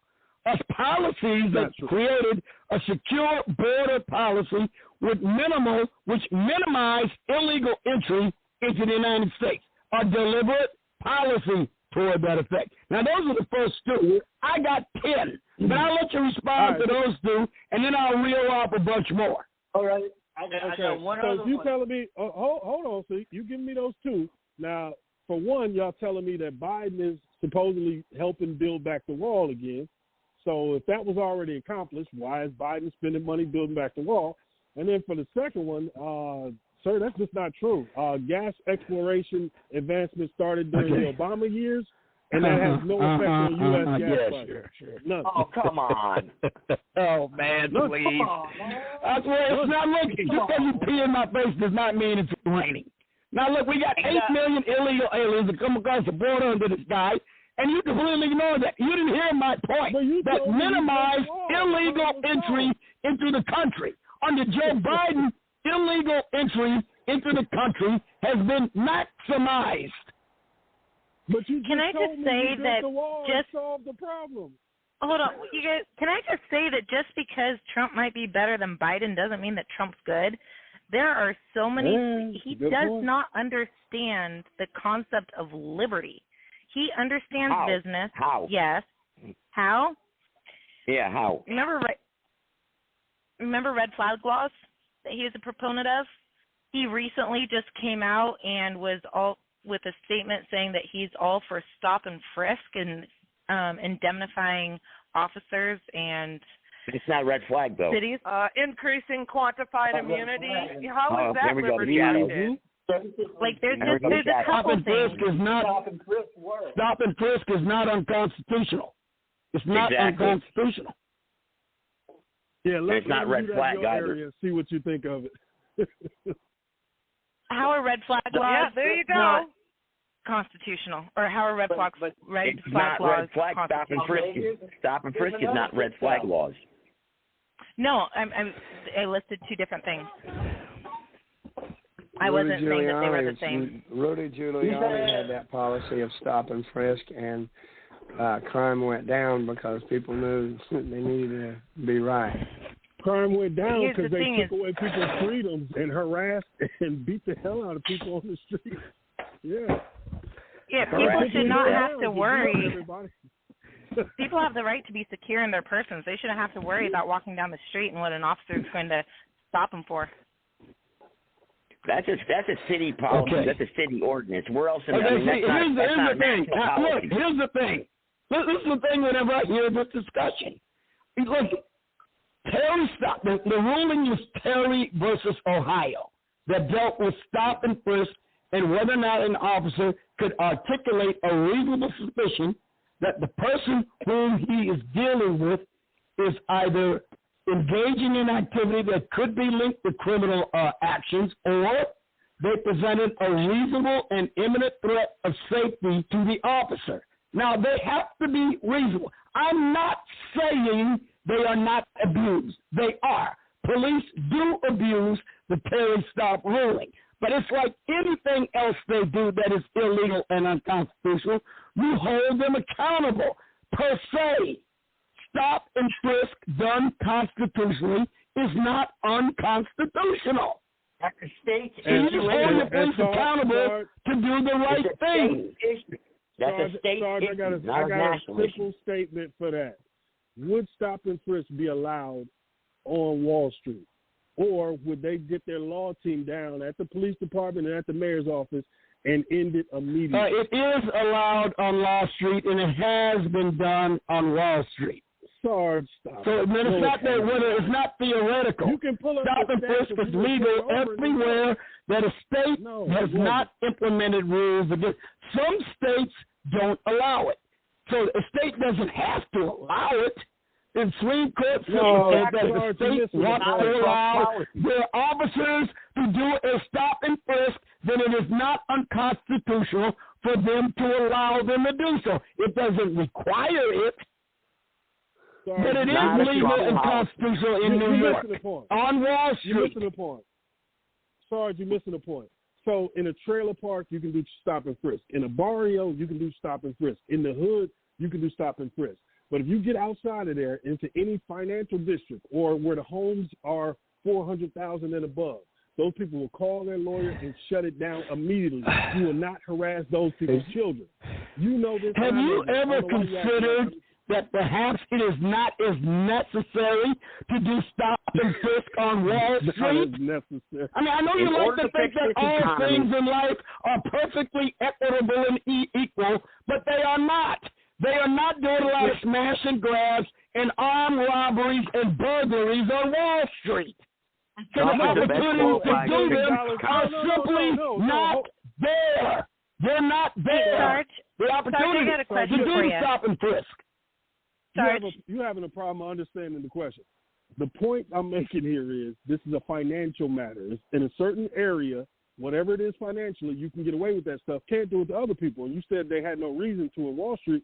Well, when they were doing stop and frisk, that was around 2008 as well. That was when Wall Street stole the most money from American taxpayers in U.S. history. It was one of the greatest robberies ever seen. What? Am I lying? It didn't actually happen on the street corner. Wait a minute. So a uniformed patrol beat officer is supposed to have access to some Wall Street accountant's books and then do a stop and frisk for his books?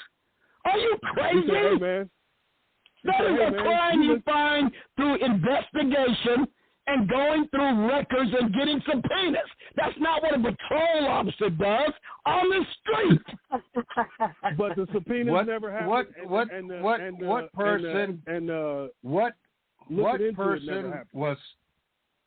person what Wall Street person was stopped on the street, frisked by a patrolman, and had books taken off of him? Oh, they could have took those subprime loans. Hey, buddy, you look like you got some subprime loans on you. Come here. Let me check you out real quick. Maybe they found 70 bags of crack. Who knows? Excuse me. Did that happen? No, of course it didn't. Because you only abuse people's rights who don't have the ability to pay for a lawyer that would take away a tax like that. That's not well, I think we see that happen far too often. I hate to tell you this, but I think Naj is being facetious. Okay? Yep. Just let him have his ha. Okay, ha. Yeah, it's pretty funny, Naj. Now, again, Naj, again, stop and frisk is something that a patrol officer avails. Mute.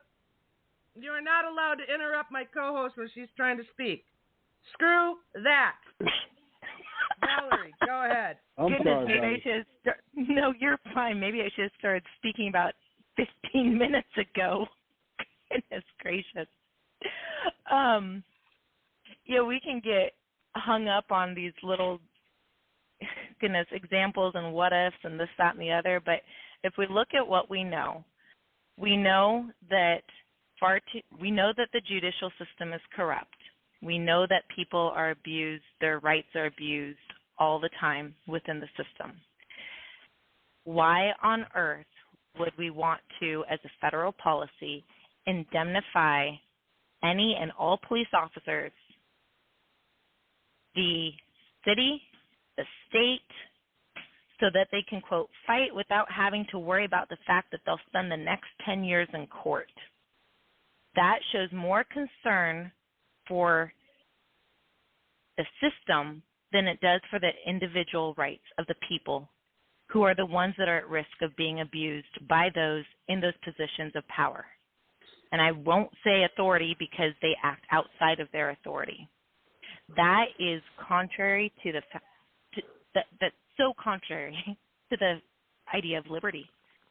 The fact that he wants to encourage stop and frisk more. He put it this way. He said if you spent one really tough, vicious day and you tell them don't ever do it again because if you do it again, people are going to get seriously hurt. If you walk out of a store carrying 2 television sets under your arms, it would stop immediately. Stop immediately all over the country. Correct. One really tough, vicious day, you know that is going to get abused. And then to indemnify all officers. We don't know that. To indemnify. Oh, absolutely, because it's happening even when they're not doing it yet. So if it's currently happening and then you put forth a more forceful policy, then it's going to happen even more so. So we should just allow then the continuation of the looting and the lawlessness in the inner cities across America then, because we don't want to infringe on people who don't know how to be responsible with their individual rights. I didn't say that at all. Well, that's what you're insinuating. Well, neither did Trump. What are you even talking about? He's appealing to people who have low information and don't know any better. He's appealing to their emotions and telling them that these people are looting and rioting and stealing all over the country. When in actuality, when this stuff happens, they run the cameras back, they use phones, and they identify who the people are, and they go and pick them up, and they go to jail. Or one or two That's of not them true. get away That's not true. And they sell their little trinkets, and that's what happens. But hold on. There's a bigger thing going here. I know you guys are emotional, but hold on one second. There's a bigger thing going on here. They're trying to use this to explain away to you why so many of these different companies are leaving certain cities and certain areas. They're telling you that, it's because of the looting, these companies have to leave. When in actual reality, what's happening is Amazon is taking so much of a market share from these companies. Dude, they can't. Amazon is invading San Francisco, right? I'm sorry, brother. I have to disagree with that one, though. Hold on. Let me lay this out. Let me lay it out first. Joe has to disagree with whatever I say without even thinking. That's just what he has to do. But again, Amazon is taking so much market share from some of these places that not only can they not turn a profit, it's a net loss for them to pay the rent at the place that they're at and actually function with a full staff. They're losing so much money because people can order whatever they have in their store and get it at their house in 2 days that these people can't operate. This is why you see so many dollar stores popping up around these cities. This is why certain grocery stores are closing in areas because they're not making any money. If you got a grocery store in a bad neighborhood, but you don't sell any toilet paper, cleaning products, or any other little small things that people order from Amazon now, guess what happens to you? They can't sell it. I would say that's only a part of the problem, though. I think that might be one piece. That might only be one piece of it. Go ahead. Explain to me how these stores who are losing money because their products are walking out the door with no payments are being hurt by Amazon. Okay. People are leaving. People are closing their stores because the products that they are trying to sell walk out the door with no payment because people are stealing and looting, and there is none repercussions on those thefts. If I had a business and that was my profit margin walking out the door and I couldn't do anything to stop it, I'm going to close up shop and I'm going to leave. I don't give a fuck whether it. I don't give a fuck if it leaves a goddamn hole in the society in that community because they can't get the products that they want. So they're you ain't got a fucking clue. No, wait you a ain't minute. got Hang to on. do. Let me get in on this, guys. Hold on. Hey guys, you guys. Well, there's somebody else there is somebody else that has not yet spoken. Let him chime in real quick, and then we'll get back to the bickering like 3-year-olds. Oh, thank you. Well, let's avoid appreciate being 3-year-olds here. I mean, come on now. Okay, well, I don't know about that. I'll try my best, but I'm not good at it. And then he I'm tries not good to at that. respond, and then you just keep talking. That doesn't work, okay? Yeah, I'm if you trying ask to hit somebody three, a question and you won't shut up so that they can answer, that doesn't work when it comes to having a conversation. You know, it's one of those raw things. When he does it, it's okay. Okay, so there's a gentleman that wanted to chime in real quick, so go ahead. Okay, thank you. I appreciate that. Wow, this is Ron Reck, Crazy Nation Radio. And here's the deal. Okay, Sarge, you're fucking wrong, for real, big time. And because it is unconstitutional, that's why they had to stop it. Second, when you talk about theft, people steal and sell these stores, that's true. It does hurt us somewhat while they said, but now it's also right. You have a double whammy system here. One, you get your shit walking out the door. The second, Amazon's fucking you at the same time. So it's a double whammy, man. So you got to put them two together. You know, Amazon plus people stealing from you. It's hard. You can't compete. You got two things that will get you. Then you add a third character, Walmart. Here's another one. But Walmart's starting to hurt too right now. It's not good for Walmart. Look at you, good to happy. That's correct. So you guys you're separating those two things. But in fact, the reality is you got two things. Amazon, those two things was killing the little mall Paul store. It's even worse than Walmart ever did. You know, you can't survive. Small businesses cannot survive in this economy. There ain't no fucking way. Fault? You can't do it. No, it ain't Trump's fault. Let's blame him on COVID. Let's blame him on COVID. And guys, but people think they have a right to fucking gouge people. That's what they do. They think they have a right to gouge, and it's falling apart on them. It's falling right apart underneath their feet. It's hilarious. I like it. I think it's stupid, but that's what it is. Think about this. We see these people, looting these stores. Even if they, in certain cities, even if they do catch them and get arrested, what's going to happen? Revolving doors? Yes. Yeah, so again, you guys are so focused on that crime part because y'all taking an emotional stance on this. Ron is correct. Ron is correct when he talked about Walmart as well, because Walmart, they're hurting a little bit. They're not doing as well as they used to because Amazon is a behemoth. What do we call this? Disruptive economy. These people who come in and disrupt. That's what Amazon did. They came and jumped in front of the consumer and kind of blocked out a lot of these industries. Now, when you guys keep talking about these stores being robbed, do you know what these stores also carry? Insurance. That means those goods that are stolen, that makes it okay. They get a check for. Sir, just hold on. Just relax. I know you're emotional. Again, relax. Unbelievable. They get a check for that. Now, what happens? Again, their insurance rate goes up. So then, because they have numbers departments and data sets of their own, they look and say, wait a minute, we're only making X amount of profit. Our insurance is going to go up too, and we're in this area where people only make X amount of money. We're getting out of here. And then they move. And then you assume that, it was because those people came in and stole some stuff. No, man, it's a much bigger economic factor than that. And Amazon is the biggest one. Go up? Because, again, it's a chain reaction. It's a chain reaction, Nas. It's a chain reaction, man. My point. One thing adds to the other. That's what happens. One thing adds to the other. My point is whether or not there's repercussions for stealing. If there's not going to be repercussions for stealing, then what do you think is going to happen? They're going to keep doing it. We incarcerate more people than any country in the world. This idea that people are going to jail. The one incarcerated just became a customer. That's what happened.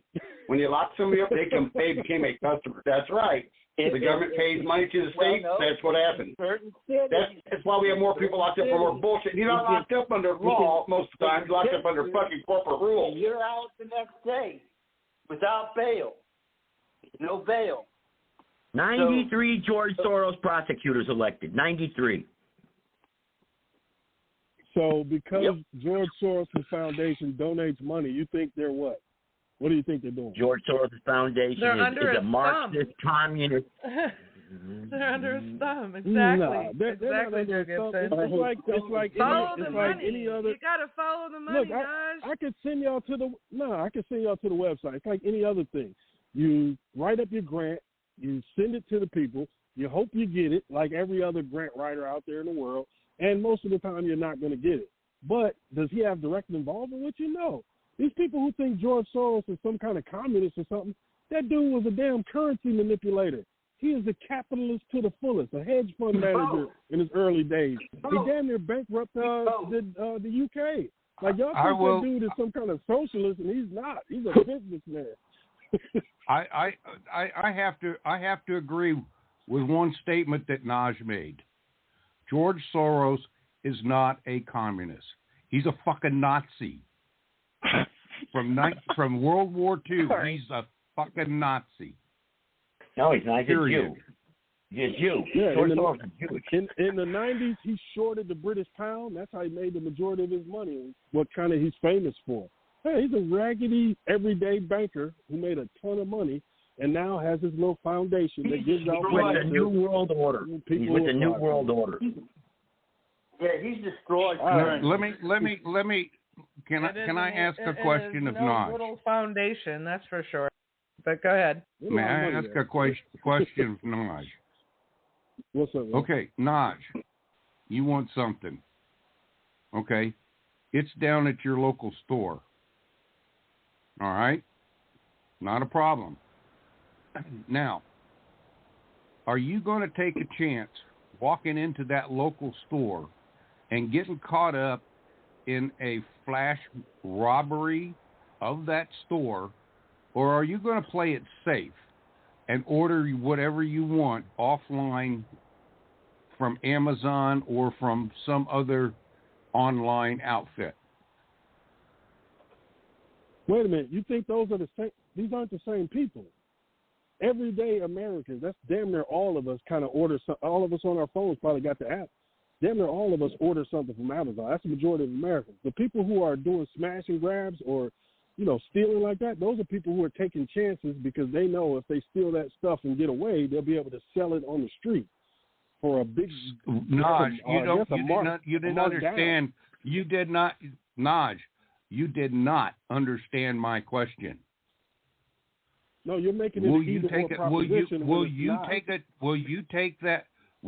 that chance going to that store, knowing that there is a better than 80% chance that somebody's going to come in there and rob that store, maybe with a gun, maybe not, but are you willing to take the chance with your own personal safety, or are you going to order what you want offline? No, that doesn't play in. Look, in every video you see of a smash and grab, what do you also see in there? Other customers not only talking about how it's wrong what they're doing and they should be ashamed of themselves and everything else, cussing them out. Again, you always see other customers in there. That's not stopping people from going into a brick and mortar store. And now in every film that's there, okay, when they interview the customer is also at the same time cleaning the shit out of his pocket because he got scared. Because of what happened in the store. So are you willing to 100% all of the time go to your local store and take and spend your money in the local store 100% of the time and clean out your pants? Dude, I'm in Atlanta. I go in the store all the time. So, yeah, it's not a problem. These things are rare. Y'all think these things happen every day, all the time. These things are really rare, especially if you get away with it. We hear about them because the media publishes them so often. I mean, we hear they do it on a lot of things, and that doesn't mean that these things don't happen, but there's a lot more that needs to be taken into consideration other than the fact that looting happens. You look at whether the policies of those cities. You look at just Portland here. We've had a lot of businesses close, and it comes down to the policies of Portland. And businesses are leaving not because of looting and this, that, and the other, not because of Amazon, because there were a lot of riots that went out of control. Mm-hmm. Looting wasn't the biggest issue. The biggest issue was vandalism. Not saying looting didn't happen, but vandalism, the fact that people didn't feel safe walking down the streets during these riots, and then you look at all of the different policies having to do with taxes and all these different hoops that the businesses have to jump through, and it's an absolute nightmare to be a business owner down in Portland. So it's not just about looting that people need to look at when it comes to why businesses are shutting down or why they're no longer, or they move to a different area. But regardless, all of this comes down to the fact that you don't fix an issue by putting in place a policy that is going to be abused and going to violate individuals' rights. It's not the answer. The answer to a problem is not to create another problem. It just, I don't know. Benjamin Franklin said it. What did he say? Those who would trade freedom for security? What did he say? I mean, for someone that believes in liberty and the freedom like this in the Constitution, you should be appalled at what's happening to Donald Trump right now and how he's being railroaded. No, I shouldn't.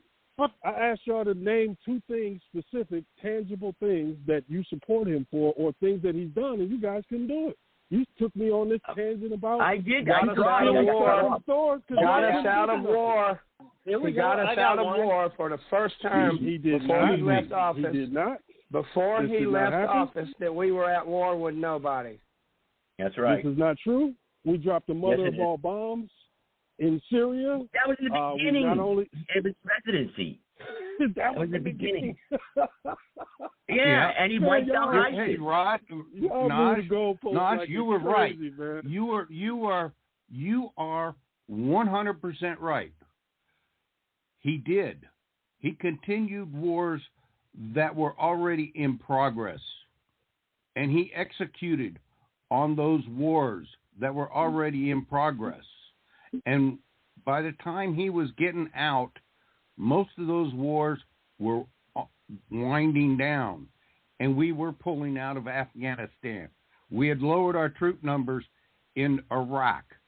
We had done a lot to get out of those situations under Trump. And then we got Biden, and Biden not only got us completely out of Iraq, but he completely and totally 100% armed and financed the Taliban, Hamas, Al-Qaeda, and ISIS. He armed them. He gave them arms. He gave them money. 900 million. You're going to lose this one, man. You're going to lose this one. No, you're going to over me, I will. Y'all don't want to hear what I got to say, but if we actually have an exchange, then you're not going to win. For one, you remember he killed Museveni in Iran, right? You remember us bombing them? Yes, correct. He did. In Iran, yes, right? He did. That famous general in Iran. You remember him doing that? So for one, I would never criticize a U.S. president about wars because that's really out of their control. There's not much you can do about stopping this war machine. So I'm not the one who criticized. Y'all tried to put that as a feather in his cap, which is BS, because every U.S. president, again, you're the head of the war machine, man, and it ain't stopping. It ain't slowing down for nobody. You Barack just won't Obama, give him any credit. Biden, anybody. You just won't. You're trying to give him credit. Trump did give us a time where there was no wars. That's right. It's a fact. Early 1800s you have to go to. Wait. What did Biden do? He left. No. Now y'all talking about Biden again. Y'all were supposed to be celebrating Trump's accomplishments. What was the total amount of the worth of the stuff that he left in with the Taliban? Afghanistan? 900 million plus 900 million plus America gained 7 million new jobs under Trump. 7 million new jobs, more than 3 times Government experts' projections. Middle-class family income increased nearly $6,000, more than 5 times the gains during the entire previous administration. The unemployment rate reached 3.5%, the lowest in a half-century. Achieved 40 months in a row. More job openings than job hirings. More Americans reported being unemployed than ever before, nearly 160 million. Jobless claims hit a nearly 50-year low. I can go on and on and on. So deny it, but it's true. Yeah. So these are the same things. These are the same things the Biden administration is citing right now. You realize that, right? The Biden administration right now is bragging about 3.5 unemployment rate. They're bragging about the unprecedented levels of people brought out of poverty. They're doing the same thing, and you are falling for the same economic tricks. My issue with excuse me, Naj. Yeah, you're falling for the same kind. Excuse me, Naj. Hold on. Let me just say this, brother. And I'll be quiet. Let me just say this. My biggest problem with Trump supporters is y'all are no different than Obama supporters. They believed in hope and change and all things non-tangible, and it was about a feeling, and y'all do the same thing with Trump. All things non-tangible and about a feeling. Now you're using unemployment numbers like Biden does. This is a shame. Oh, God. Yeah, I mean, it's deceptive on both sides. I agree. It's the same delusion. It's the exact same delusion. It's like, yeah, okay, Trump did all these great things, but nobody stops to think about, well, at what price? What did it cost in order to achieve those things? And same thing with Biden now. All these things that they're bragging about, yeah, but at what cost?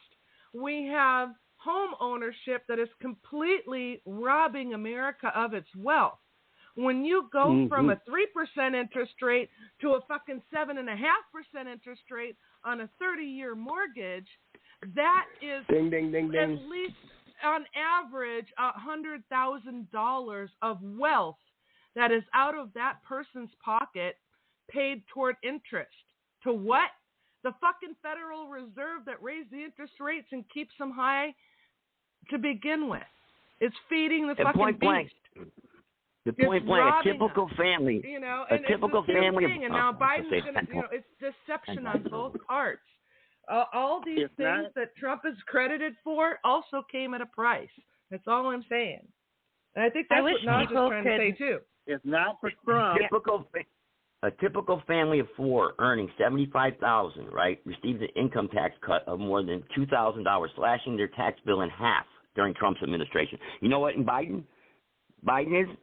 Come on, Naj. Come on. You got the numbers for Biden.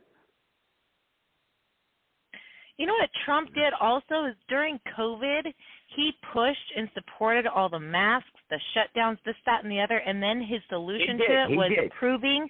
Hold on, his solution to it was approving thousands of dollars to families. That money came from where? I'm sorry. Yeah, I got thousands of dollars of quote-unquote free money from the government, but you know what would have been a hell of a lot better?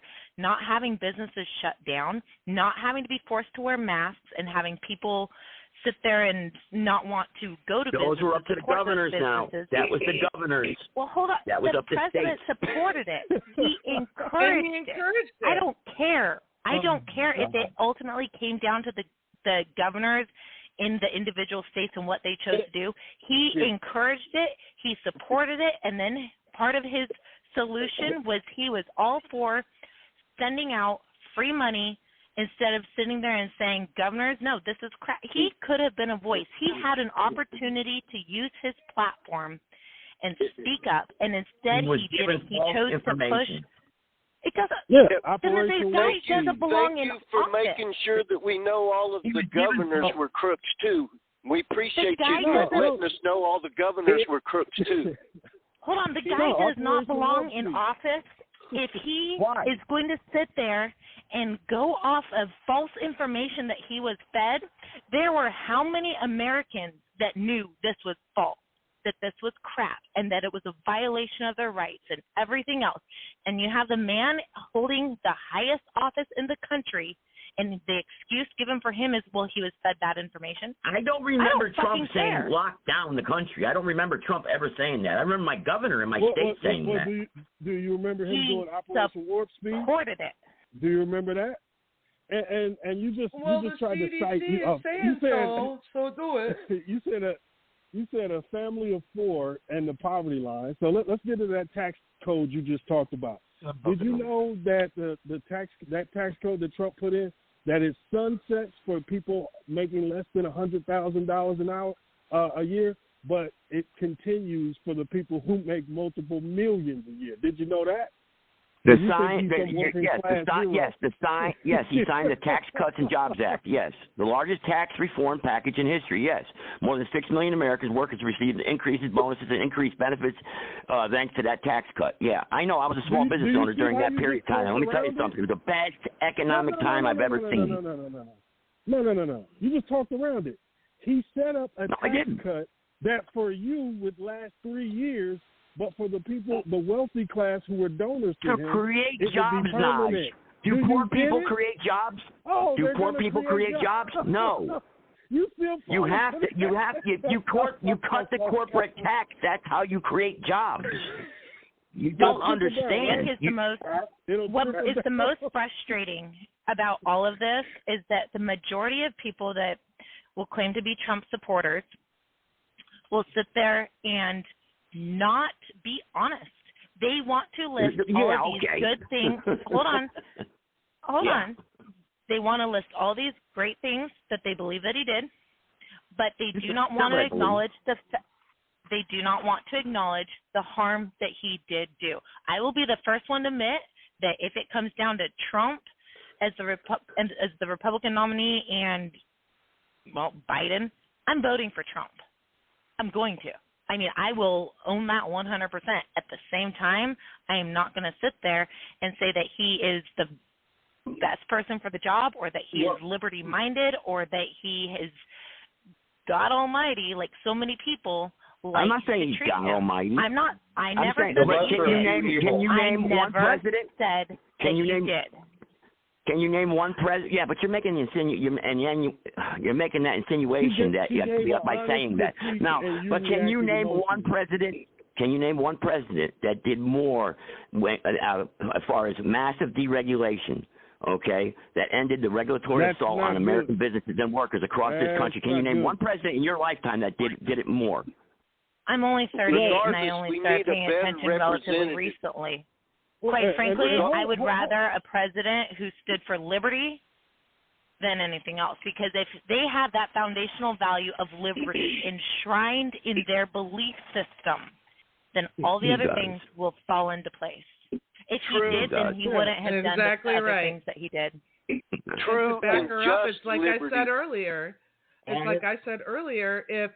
If somebody is actually liberty-minded and you believe Trump is liberty-minded, and he turns around and he advocates for increased qualified immunity for police, stop and frisk, red flag laws, bump stock bans, I mean, come on now, increasing the use of the death penalty, giving the government more and more and more authority, and circumventing our Bill of Rights only because it satisfies the thirst of the opposite side.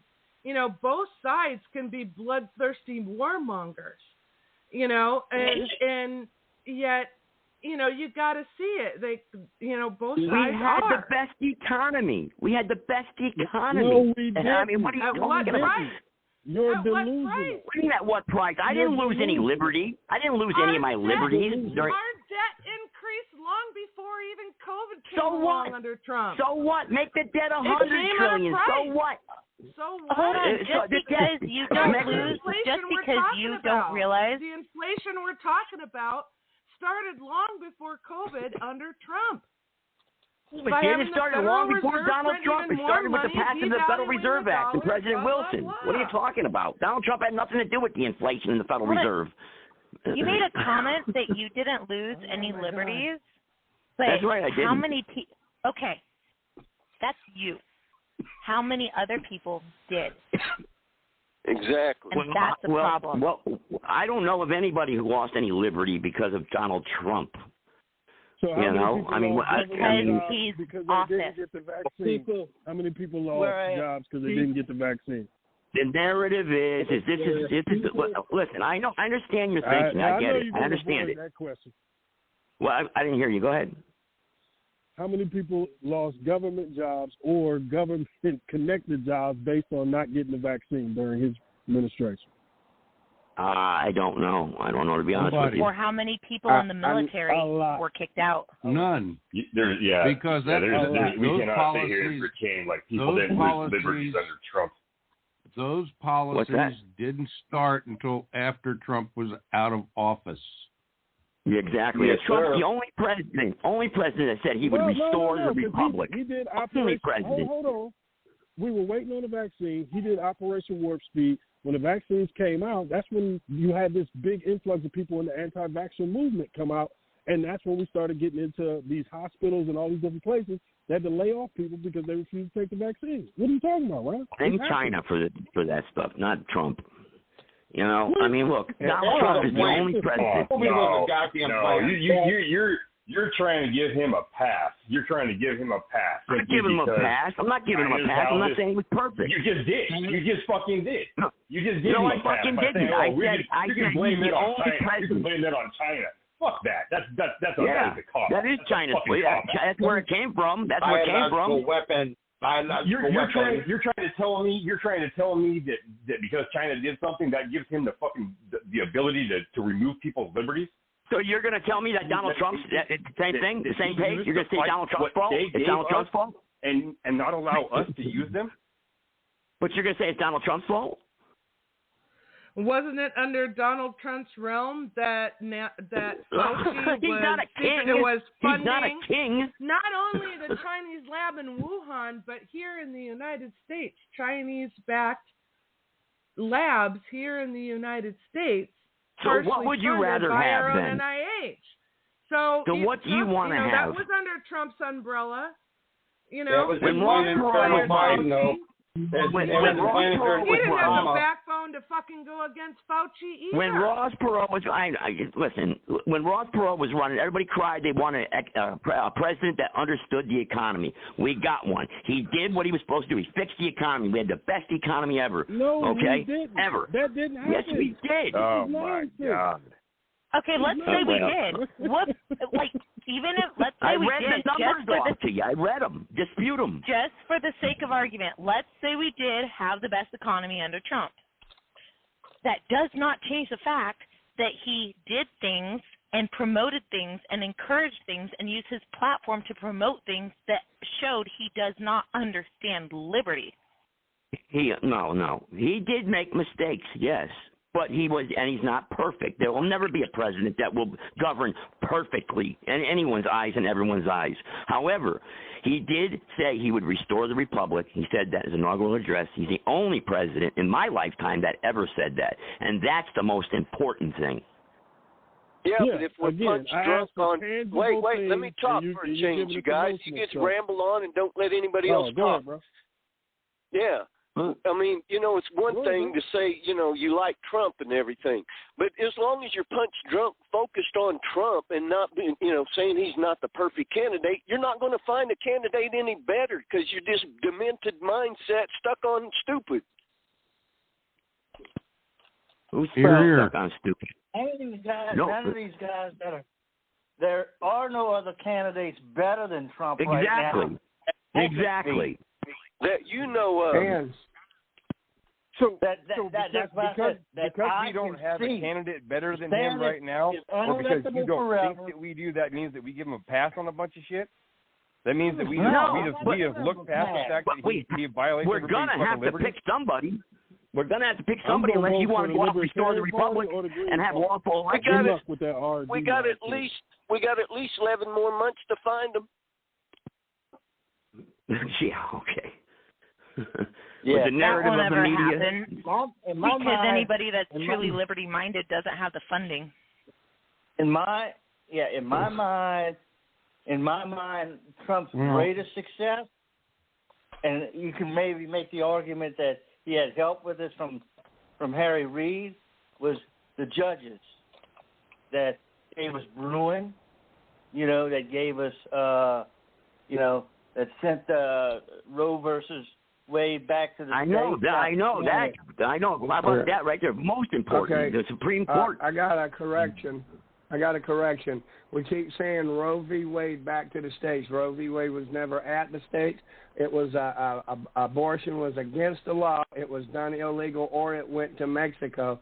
The lady that they used to take it to the Supreme Court went to a doctor looking for a connection in Mexico, and she came back the next week, and there was a lawyer there with the vision of taking it to the Supreme Court. So it was never back at the states. And we'll talk about liberty. He withdrew. For y'all?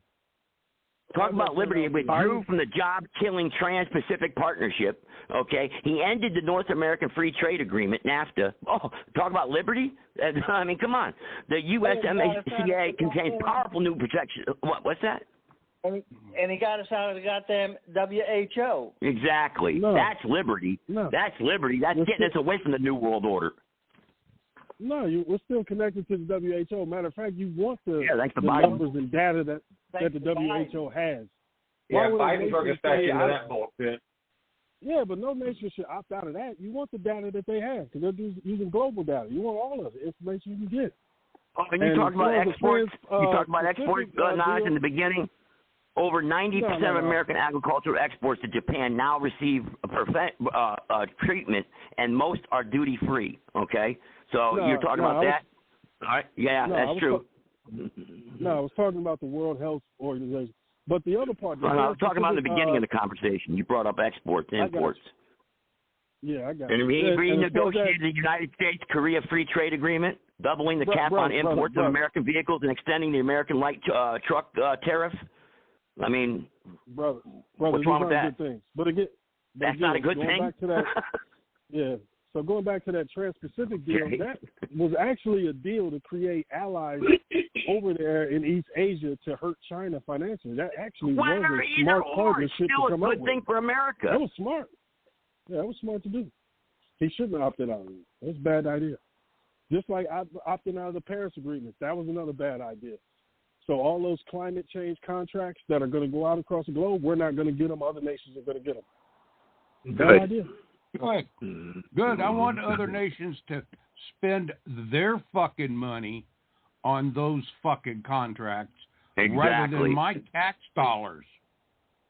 No, well, you don't have tax dollars. Let them try and figure out whatever this bullshit is. Hold on, man. Beijing is so polluted that you can see it in the air. Germany is going to get the contracts to go over there and clean that up. That's going to be money from China to Germany. We could have gotten that. And those tariffs. That's good. That's good. Yeah. Because I'm tired of this. I'm tired of this company being the fucking air filter for the world, and we got to cut our emissions and keep cutting our emissions because there's too much emissions in the world. Why don't these fucking environmentalists get off their ass and go to the places where they are polluted? Hey, look, I know Trump's not. Listen, I understand Trump. We have zero pollution compared to what we were 30 years ago. Okay? It's time for the rest of shut up. It's time for the rest of the world to step up and take care of their problems. That's right. Look, but you realize what they do over there affects you here. And again, we have less now because we actually took a little bit of an aggressive stance on it and took care of it. But at the same time, go to L.A. in midday and tell me there's no pollution. It's amazing how no one said Biden's God to you liberals. They can't do no wrong, no matter what. There's I mean, Sleepy Joe, he can't do it. The guy doesn't even know where the hell he's at, and we're sticking up for Biden? What the hell's going on? There's no on this phone. What the hell are you talking about? Nobody's sticking up for Biden. Fuck Biden. I mean, I've heard you say one bad thing about it, one of his policies. It's all Trump's fault still. Because we were talking about come on. So have you gone out? Have you gone out and bought your brand new $70,000 electric car that you can't drive? Not yet, but I'm shopping. I'm looking around. I'm thinking I know Trump has made listen, Trump, I know he made a lot of mistakes, a lot of policy failures. I understand that. I was a critic of him in the beginning also. But you know what? Again, what he did do during the 4 years is more than what I've ever seen in my lifetime. So at that time and at this time, he's the best candidate for that job of the CEO of the District of Columbia. Okay? Well, you know what? You say that. Okay, I hear Trump supporters say that, like, oh, no, he wasn't perfect. I get that. But, you know, okay, well, how come every single time somebody points out one of his failures or one of his negatives, then it's like everybody's got to defend him. So it's like if you admit that he wasn't perfect, well, what are you willing to admit that he was not perfect about? Because every time we bring something up that he wasn't perfect about, everybody fucking jumps on us from all over the place to defend him. Nobody's jumping on anybody. Nobody's jumping on anybody. Not to mention the fact that a bunch of the things that people classify as wins were just executive fucking orders. They were just written. They were John Hancocked away right as soon as he left the fucking office because he didn't actually fucking do it. He just fucking pretended to do it. Anybody to actually join him to do it, he just fucking executive ordered, write shit in, and they fucking got written right away, like he never fucking existed. Is that actually a win? Did he actually do something? If that's all he did, that's his fucking wins. Shit. What would you you don't support any of his policies either? So you don't support anything he did? Why don't we try to find out the actual reality? Because the economy, when Trump was in office, and the economy today, you can't see dark from light. Nobody can see this. I'm listening to you all talking shit. Listen, Trump was not perfect. I get that. He wasn't. But the point was he was doing shit to make this country actually function again. I'm not saying complete, and I'm not protecting Trump. Okay, I met Donald Trump once. I mean, I met him personally. But the point was he wasn't even in politics then. He was from the Miss USA in Branson, fucking Missouri. You know, that's why I met the guy. Okay, but anyway, he seems like a dick. You know, most people might like to are dicks so they can afford to be a dick. But what he did compared to the fact what the damage Biden has done to this country, it's fucking unbelievable. You all can see it. You know it just as well as I am. You know, Trump was not perfect. I give you that. But the point was he did do a better job than Obama. Obama set us up for a lot of bullshit. You know, he didn't give a fuck about country. You remember, I remember being on doing my show during Obama, and every fucking week there's 3 or 4 fucking scandals going constantly. We can all agree to disagree. We can all agree to disagree. Well, yes, true. But we don't need permission to disagree. Right, but I'm not defending Trump. I'm not defending Biden. I'm not defending nobody. But you got to take a look at reality. I mean, when Trump was in office, gas was under $2 a gallon. Now, all of a sudden, as soon as Biden got in, he cut the XL pipeline off. He makes everybody mask up like a motherfucker and fires people at the right and cutting this, cutting that, and saying all these executive orders to fuck everybody over. Cut your freedom off.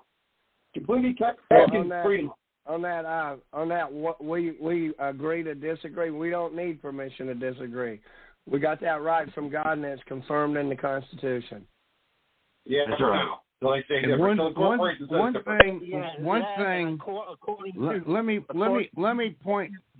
Let me point out one thing that you have all forgotten.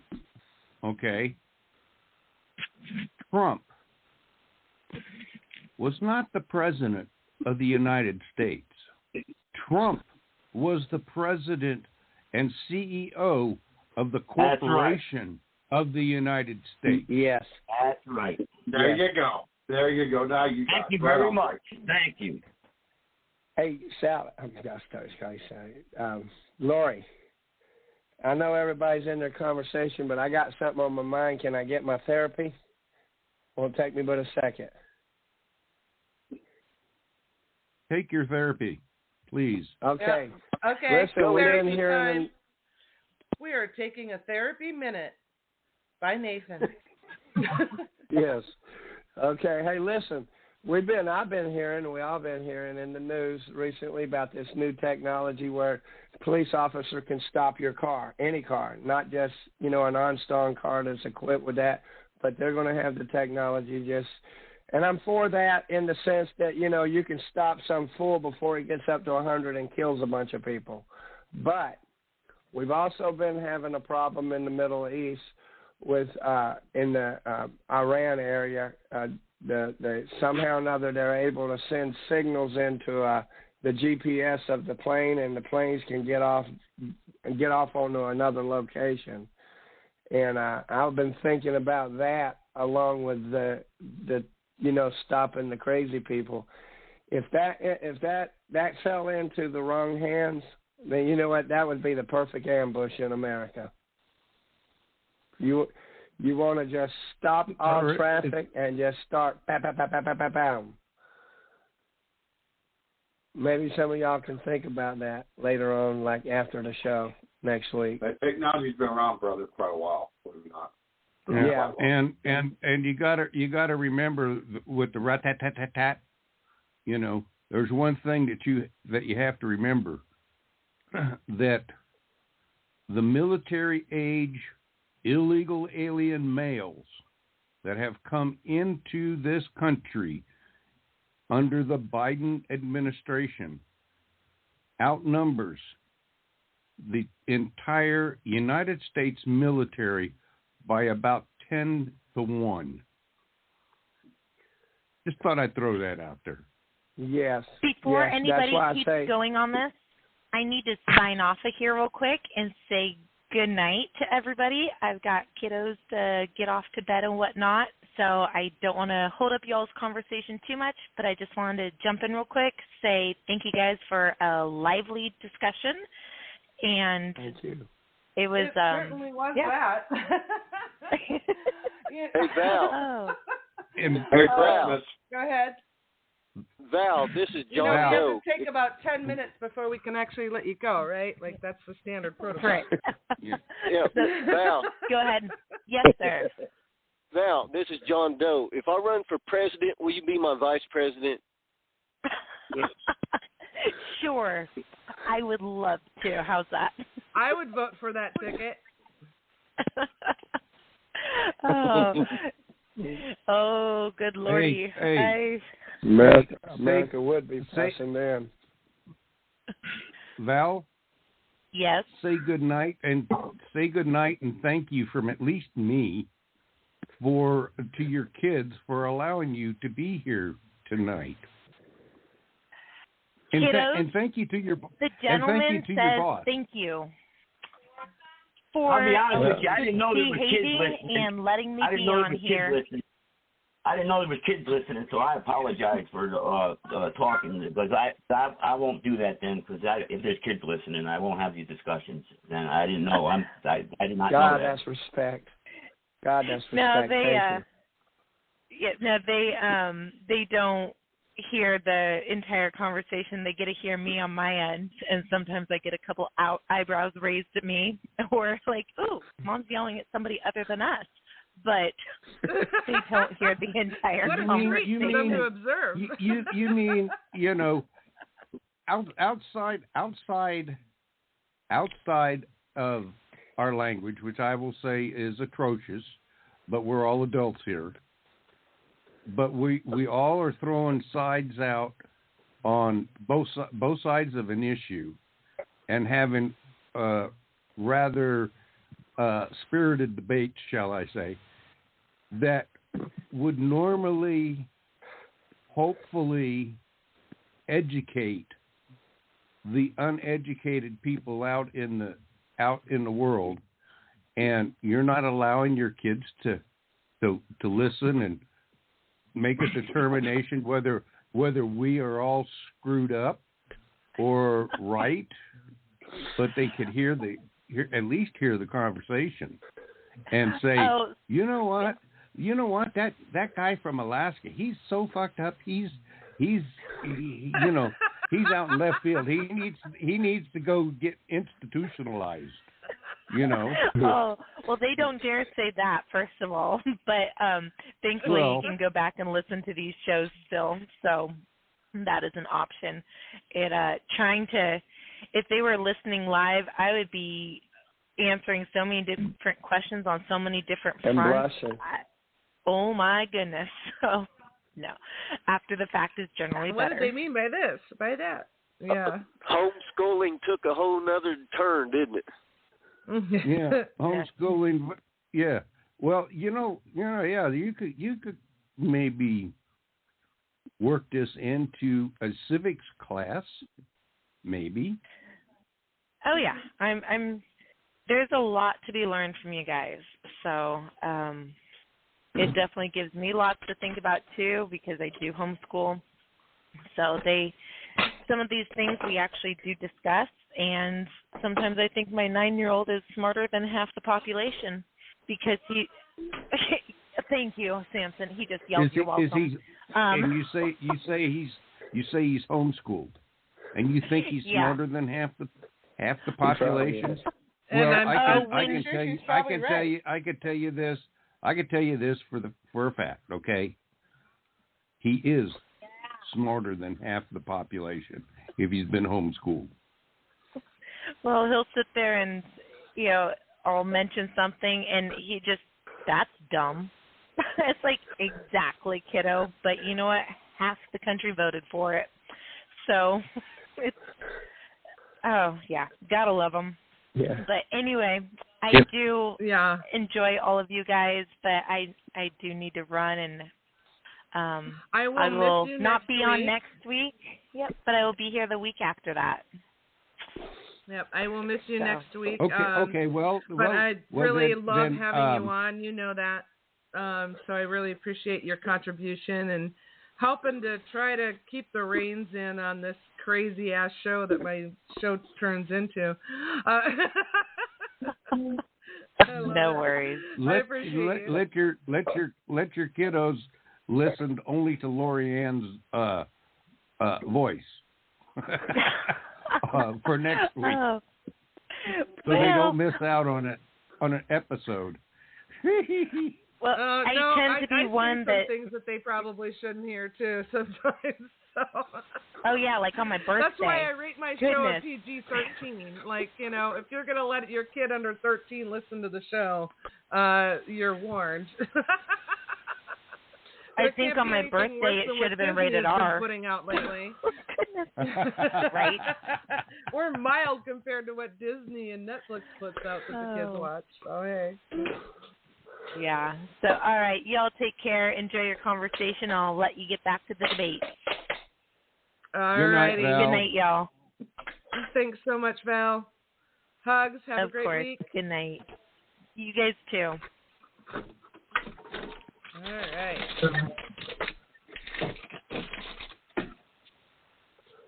Sounds like somebody's rocking back and forth in their wheelchair. I know Sarge got booted, so is he still here? He hung up a while ago. I only muted him. I didn't boot him, but his call dropped. Not sure if intentionally or not.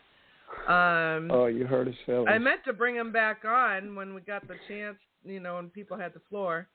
Yeah, well, with all due respect, Lori-Ann, you're kind of your co-host is yes man. I mean, you agree with everything she says, and that's not like you. So I'm a little surprised at that.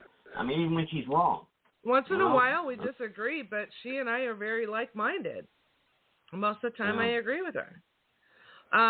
But, we've had conversations about Sarge yelling over everybody before, and more than once he was yelling over Valerie, and that's why I muted him.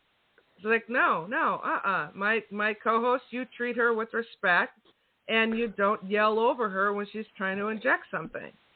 Just like me, so I muted his ass. He deserved it, and I'm not going to apologize for it. That's on him, And I was going to bring him back into the fold, but he was not allowing anybody else to say anything, which was then like causing a chain reaction for other people to start doing the same thing. And so, no. I understand. That's what happened. Well, we have all been, shall we say, complicit to that. I mean, we've all done it. We're all guilty of talking over everybody. Yes. Including myself.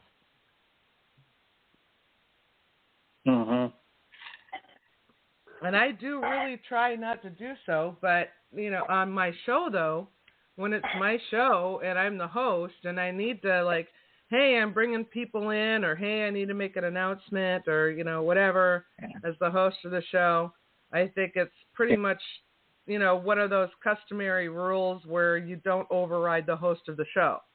You don't derail the host of the show. You don't, yell over them and not let them interject when they need to. And the same goes for a co-host. Same goes for a co-host. Same rule applies.